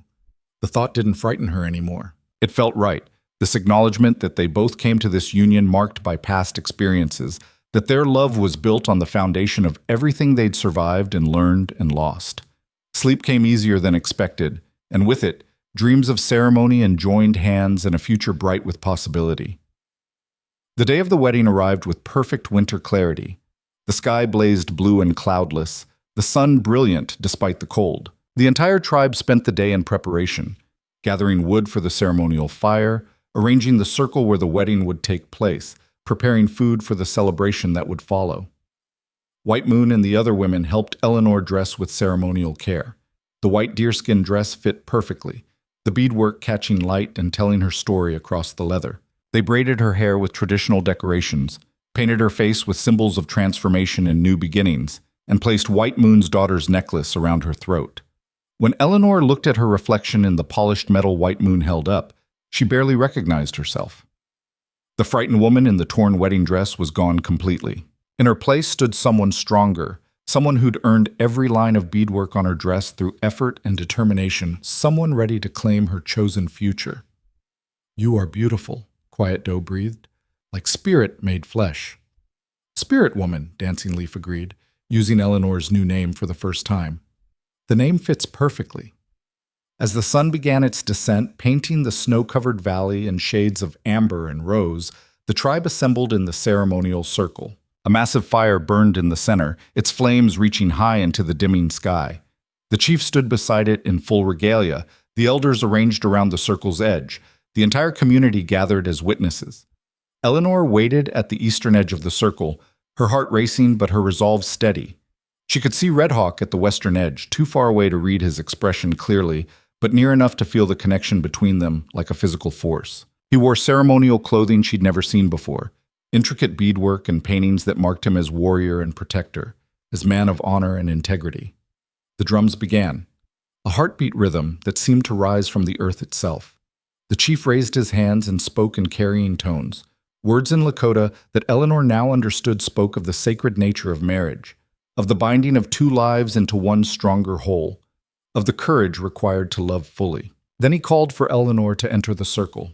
She walked forward, feeling every eye upon her, but keeping her gaze fixed on Red Hawk across the fire. With each step, she felt Eleanor Hale falling away piece by piece, until by the time she reached the fire's edge, only Spirit Woman remained. The chief called for Red Hawk to enter from the west. He moved with a warrior's grace, but Eleanor saw the emotion in his eyes, the way his hands trembled slightly before he clasped them steady. They stood on opposite sides of the fire, close enough to feel its heat, close enough to see each other clearly through the dancing flames. The chief spoke the traditional words, asking if any objected to this union. Silence answered, deep, approving silence. He asked if Eleanor came to this marriage freely, without coercion or regret. She answered in Lakota, her voice clear and strong. I come freely, with full heart and open eyes. He asked if Red Hawk claimed this woman as his wife, if he promised to honor and protect her, to treat her as equal partner, to build a life of mutual respect and love. Red Hawk's voice rang out, absolute and certain. I claim her as my wife. I promise partnership, respect, and love for all my days. The chief nodded and gestured for them to approach each other. They walked around the fire from opposite directions, meeting in the center before the entire tribe. Red Hawk extended his hands, palms up in invitation. Eleanor placed her hands in his, feeling the calluses and scars, feeling the strength that had always been tempered with gentleness. Speak your promises, the chief commanded. Red Hawk went first, his dark eyes locked on Eleanor's. I promise to see you clearly, not as I wish you to be, but as you are, to value your strength and support your growth, to listen when you speak and trust your judgment, to share my burdens and help carry yours, to love you in joy and in sorrow, in plenty and in hardship, until my last breath leaves my body. Eleanor's turn. She spoke the words she'd practiced, but also words that came directly from her heart. I honor Summer Rain, who taught you how to love and how to grieve. I promise to cherish what she gave you and build something new from what we both bring to this union. I promise to be your partner, not your possession, to stand beside you, not behind you, to grow stronger through our challenges and gentler through our joys, to choose you every day for the rest of my life. The chief produced a blanket, beautifully woven, decorated with symbols of protection and prosperity. He placed it around Red Hawk's shoulders first, then instructed Red Hawk to open it and wrap it around both of them. As the blanket encircled them, drawing them close, the chief spoke the final blessing. Two lives are now one life. Two names become one household. Two spirits walk together on the same path. What has been joined here, let no force separate. He raised his voice to the assembled tribe. I present to you Red Hawk and his wife, Wanagi Wingyang, Spirit Woman. May their days be long and their love strong. The tribe erupted in celebration, drums thundering, voices rising in traditional wedding songs, children dancing with joy. But Eleanor heard none of it. She was caught in Red Hawk's gaze, wrapped in the marriage blanket with him, feeling his arms come around her waist as he pulled her close. My wife, he whispered, the words holding wonder. My husband, Eleanor answered, tasting the truth of it. He kissed her then, deep and thorough, sealing promises with action. And Eleanor kissed him back with everything she had, all her hope, all her courage, all her determination to make this choice worth every risk. When they finally pulled apart, the world came rushing back. The celebration, the music, the tribe's joy. White Moon approached with tears streaming down her weathered face, pulling Eleanor into an embrace. My daughter would have loved you, she whispered. Summer Rain would have called you sister. I am proud you wear her necklace. Quiet Doe and Dancing Leaf crowded in with hugs and laughter. Strong River clasped Eleanor's shoulder in a warrior's grip of respect. Even the gray-haired elder who'd first questioned Red Hawk's decision nodded approval, acknowledging that Eleanor had proven herself worthy. The celebration continued late into the night, food shared, stories told, songs sung around the great fire. Eleanor sat beside Red Hawk, their hands joined, their bodies touching, learning the reality of being husband and wife before the community they'd served together. People came to offer blessings and advice, sharing wisdom about marriage and partnership, welcoming her officially as one of their own. As the night deepened and the celebration began to wind down, Red Hawk leaned close and whispered, "Are you ready to go to our lodge, to begin our life as husband and wife?" Eleanor's heart raced, but she nodded. They rose together, and the tribe's women surrounded Eleanor with final blessings and knowing smiles, while the men did the same for Red Hawk. Then they walked together through the camp toward Red Hawk's lodge, which was now their lodge, their shared home, the place where they would build their life together. Inside, the lodge was warm and prepared, fresh furs laid out, a fire burning steady, food and water set aside. Red Hawk secured the entrance flap, giving them privacy for the first time since their marriage. When he turned back to Eleanor, his expression held nervousness mixed with desire, vulnerability mixed with certainty. "I want you to know," he said carefully, "that we can take this slowly, that I will never demand what you are not ready to give, that your comfort and your choice matter more than—" Eleanor stepped forward and placed her fingers against his lips, silencing him. "I know. I trust you completely, and I'm ready for all of it, for becoming your wife in every way." She removed White Moon's necklace carefully, setting it aside with reverence. Then she reached for the ties of her wedding dress, her fingers steady despite the magnitude of what she was choosing. Red Hawk's hands came up to cover hers, stilling them. "Let me," he said softly. "Let me unwrap this gift you've given me." He undid the ties with infinite patience, sliding the dress from her shoulders with reverent care. And Eleanor let him, trusting him with her body as she'd learned to trust him with her heart. When she stood before him unclothed, vulnerable in the firelight, he looked at her with such tenderness that tears pricked her eyes. "You are beautiful," he whispered. "Every scar, every mark from your journey, beautiful." Eleanor helped him remove his ceremonial clothing, learning the planes of his body, the scars from battles fought and survived, the evidence of a life lived fully. And then they came together, skin against skin, breath mingling with breath, two people who'd survived separate hells learning to create heaven together. Their joining was gentle at first, Red Hawk moving with careful attention to her responses, ensuring her pleasure matched his own. But as Eleanor grew bolder, as her body remembered joy it had thought lost forever, the gentleness gave way to passion, to the fierce claiming of life and love, to the celebration of choosing each other completely. Afterward, they lay tangled in the furs, their bodies cooling in the fire's warmth, their hearts still racing. Red Hawk traced patterns on Eleanor's skin, the scars on her feet from her desperate flight, the calluses on her hands from months of hard work, the subtle changes in her body that showed how she'd adapted and grown strong. "I love you," he said quietly. "I did not plan to, did not expect to feel this again. But I love you, spirit woman. Love your strength and your courage and your refusal to give up." Eleanor's heart swelled with feelings so large it almost hurt. "I love you too. You saved me in more ways than just keeping me alive. You showed me what partnership could be. You gave me space to become who I was meant to be." They talked deep into the night, sharing dreams for their future, acknowledging fears, making plans. Red Hawk spoke of wanting children but being terrified of losing another child to sickness or accident. Eleanor shared her own fears about childbirth, about being adequate mother to children who would grow up in a world she was still learning to navigate. "We will face it together," Red Hawk promised. "We'll help each other through fear and joy both.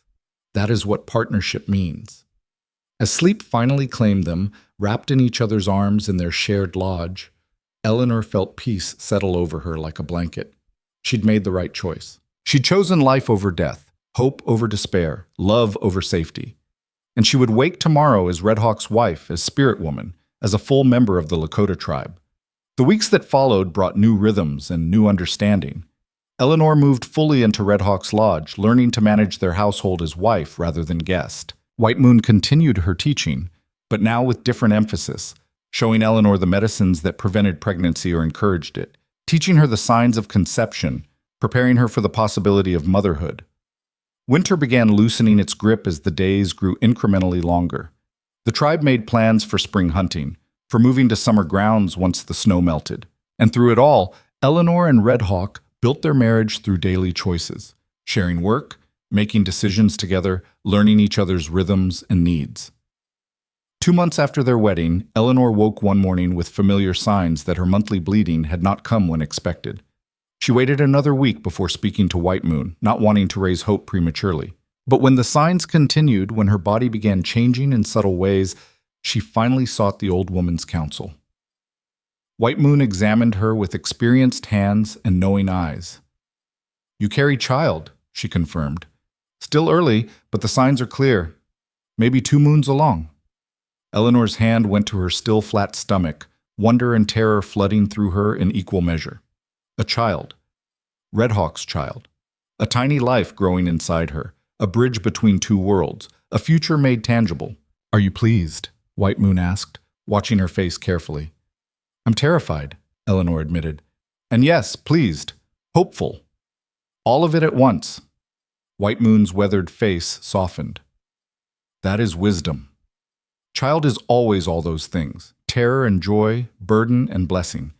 You will be good mother. You are strong enough."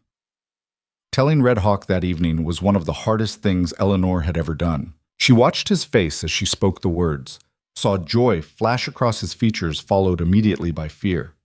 His hands trembled as he placed them on her stomach, his dark eyes filling with tears.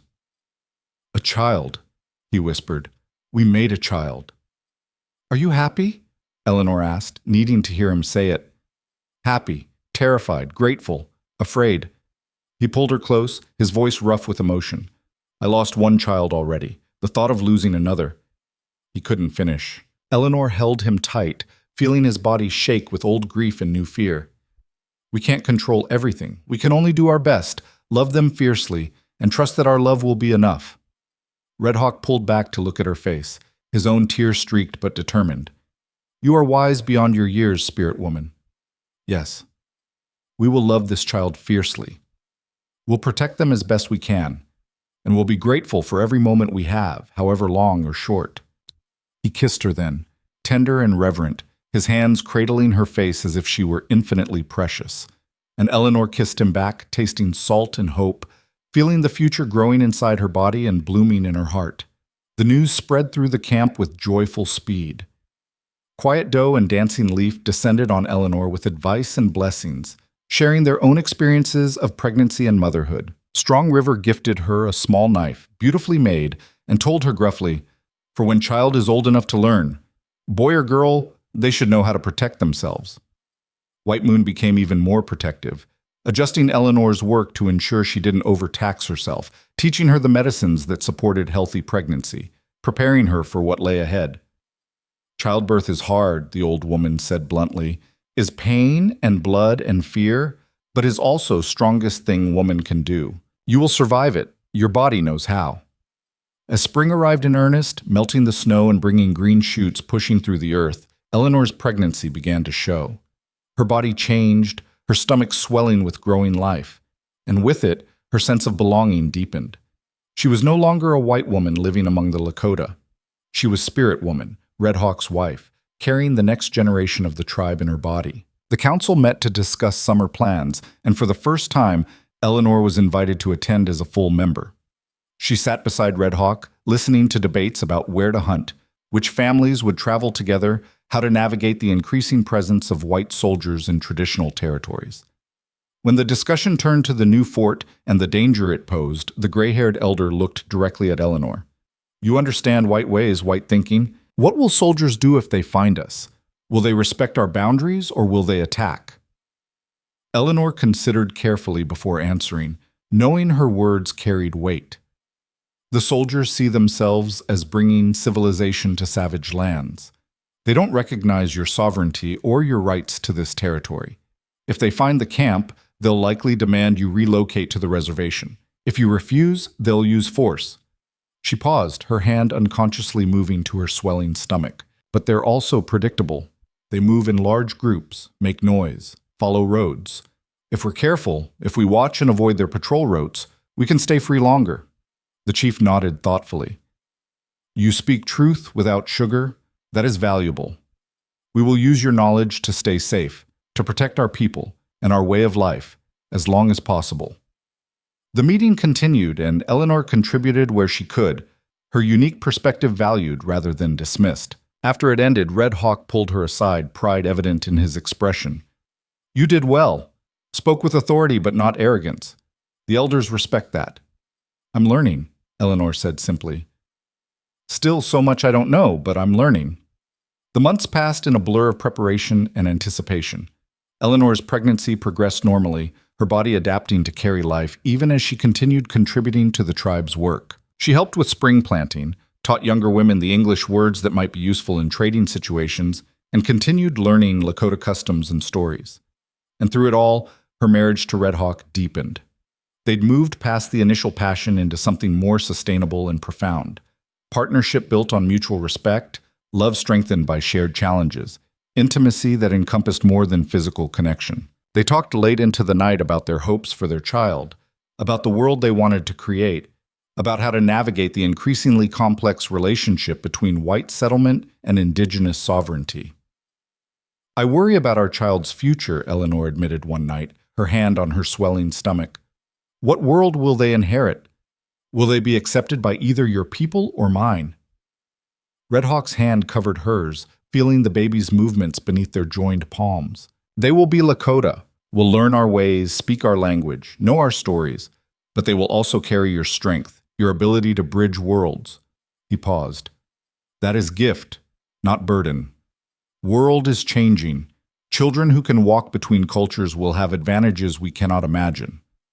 Eleanor hoped he was right. She wanted to believe their child would find a place to belong, would be valued for their unique heritage rather than rejected by both sides. But she also knew the world was harsh, that mixed heritage brought challenges alongside advantages. As summer arrived in full glory, painting the plains in shades of green and gold, Eleanor's pregnancy entered its final months. Her body grew heavy with the weight of carrying life, her movements slower, but her determination undiminished.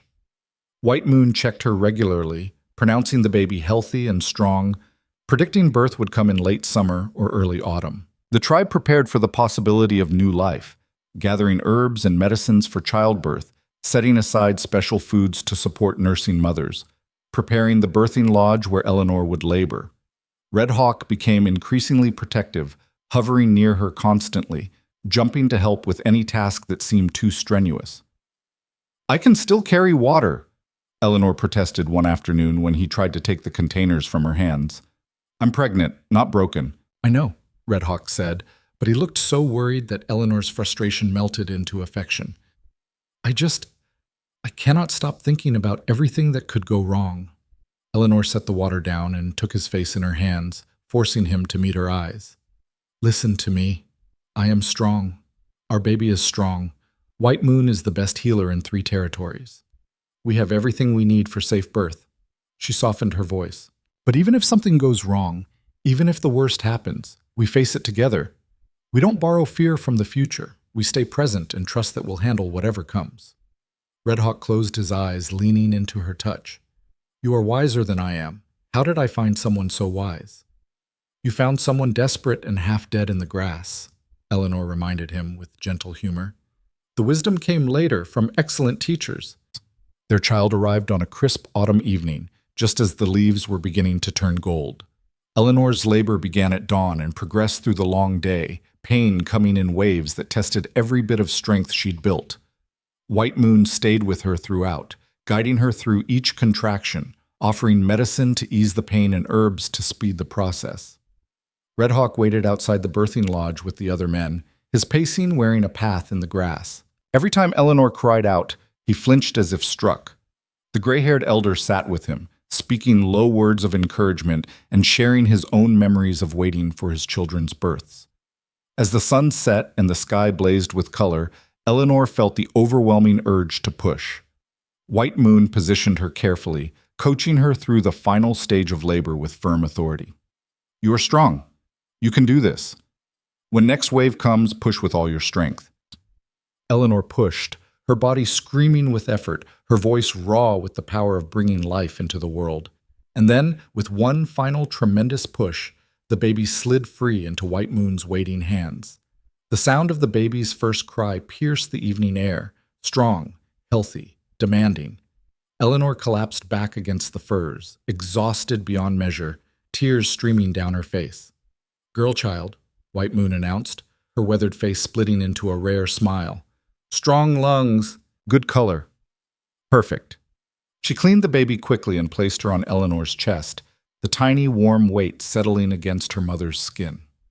Eleanor looked down at her daughter, dark hair already thick on her head, Red Hawk's cheekbones, and eyes that would likely shift color over the coming months, but currently held the unfocused blue of all newborns. "Hello, little one," Eleanor whispered, her voice breaking with emotion. "Welcome to the world. You are so loved already." White Moon stepped to the lodge entrance and called out, "Red Hawk, come meet your daughter!" He burst through the entrance with undignified haste, his eyes wild until they found Eleanor and the baby. Then his whole face transformed, fear giving way to wonder, to joy so profound it seemed to light him from within. He approached slowly, as if afraid sudden movement might shatter the moment. "A daughter," Eleanor said, smiling through tears. "We have a daughter." Red Hawk knelt beside them, his hands trembling as he reached out to touch the baby's tiny head. "She is perfect. So small. So beautiful." He looked at Eleanor, his eyes wet. "You did this. You brought her safely into the world. You are strongest person I know." Eleanor laughed weakly. "White Moon did most of the work. I just pushed." "You did more than push," White Moon corrected gruffly. "You survived what kills many women. You brought life into the world with courage and strength. Be proud." The old woman left them alone with their daughter, giving them space to marvel and bond. Red Hawk carefully lifted the baby, cradling her against his chest with infinite gentleness. She made small sounds, her tiny fists waving, and his face crumpled with emotion. "I will protect you," he whispered to his daughter. "Will teach you everything I know. Will love you fiercely for all my days. You are a gift I did not expect, blessing I will never take for granted." Eleanor watched them together, her husband and her daughter, the family she'd built from nothing, the life she'd chosen when every logical choice should have led elsewhere. And she felt gratitude so deep it was almost painful, recognition of how far she'd traveled from that desperate woman running through the grass in a torn wedding dress. "We should name her," Eleanor said softly. Red Hawk looked up, still holding their daughter against his heart. "I have thought much about this. If you agree, I would like to name her Angpetu Washti. It means beautiful day." Eleanor repeated the name slowly, feeling how it fit. "Beautiful day. Why that name?" "Because she was born on beautiful day. Because she brings beauty into our lives. Because she has promised that even after darkness, beautiful days return." Red Hawk's voice was thick with emotion. "Also because her mother gave me back beautiful days after years of darkness. This child is continuation of that gift." Tears flowed freely down Eleanor's face. "Beautiful day. Yes, that's perfect." They spent the night in the birthing lodge, the three of them cocooned together while the tribe celebrated quietly outside. White Moon brought food and water, checked on both mother and baby, and pronounced them both healthy and recovering well. "Tomorrow, you move back to your lodge," the old woman said. "Tomorrow you begin life as family of three. For tonight, rest, heal, learn each other." Eleanor slept fitfully, waking every time the baby stirred, learning the sounds of her daughter's breathing, the feel of her small body nestled close. Red Hawk dozed sitting up, his back against the lodge wall, his eyes opening each time Eleanor moved as if to ensure they were both still safe. In the morning, they emerged to find the entire tribe gathered to welcome the new life. Quiet Doe had prepared special food for new mothers. Dancing Leaf had sewn tiny clothing, and Strong River presented a beautifully carved cradle board that would allow Eleanor to carry the baby while working. The chief blessed the child formally, speaking prayers for health and long life, for wisdom and strength. He gave her a second name, the formal name that would be used in ceremonies and important moments, Wachangshang Wingyang Chingcha, which meant Star Woman Child, acknowledging her birth under the stars and her mother's spirit name. As the tribe celebrated, Eleanor stood beside Red Hawk with their daughter in her arms, looking out across the valley where she'd first been brought to die all those months ago. She thought about the journey that had led her here, the desperate flight, the near death, the slow, painful learning, the choice to stay, and the commitment that followed. She thought about Thomas Brennan and wondered briefly what had become of him, whether he'd searched for her or simply found another woman to brutalize. She hoped someone had stopped him, that some woman had been braver than her and fought back instead of running. But mostly, she felt only distant gratitude. Gratitude that his cruelty had driven her to flee, that his violence had pushed her onto a path that led to freedom. "What are you thinking?" Red Hawk asked, his arm coming around her waist. "I'm thinking about how strange life is, how the worst moment of my life led directly to the best, how running from one man led me to finding you, how choosing death led me to choosing life." She looked down at their sleeping daughter. "How all the pain was worth it to arrive here." Red Hawk kissed her temple gently. "You are a philosopher now, along with everything else." Eleanor laughed. "No, just a woman who's grateful. Grateful for you, for this life, for second chances, for the courage to reach for something better." They stood together as the celebration continued around them, their daughter sleeping peacefully between them, their future uncertain but no longer frightening. The northern plains stretched endlessly in every direction, vast and wild and beautiful, holding space for futures built on courage and love. Eleanor had run into this wilderness as a woman fleeing ownership, seeking only escape from intolerable cruelty. She'd expected death and found rescue, expected temporary shelter and found permanent home, expected to remain forever alone and found partnership deeper than she'd imagined possible. She'd been given a new name, Spirit Woman, and she'd earned it through transformation and growth, through refusing to quit when everything was hard, through choosing to become rather than simply to survive. And now she stood as wife, as mother, as full member of a tribe that had taught her what it meant to truly belong. The sun climbed higher, warming the valley, and Eleanor felt its heat like a blessing on her skin. Winter would come again, bringing new challenges and new tests. The world outside the valley was changing, soldiers pressing ever closer, the old ways under threat. There would be hardship and fear and loss in the years ahead, but there would also be love. There would be partnership. There would be the fierce joy of watching their daughter grow, of building a life together day by day, of facing every challenge as partners rather than as owner and owned.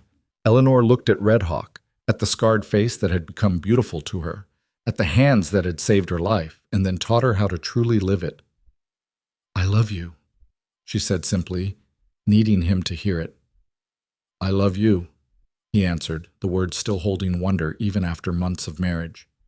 "You saved me too, you know, brought me back to life when I thought I was dead inside." "Then we saved each other," Eleanor said, "and we'll keep saving each other, every day, for the rest of our lives." Their daughter stirred in her arms, making small sounds, beginning to wake.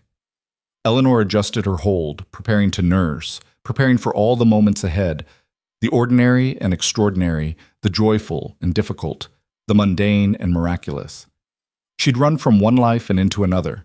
She'd died as Eleanor Hale and been reborn as Spirit Woman.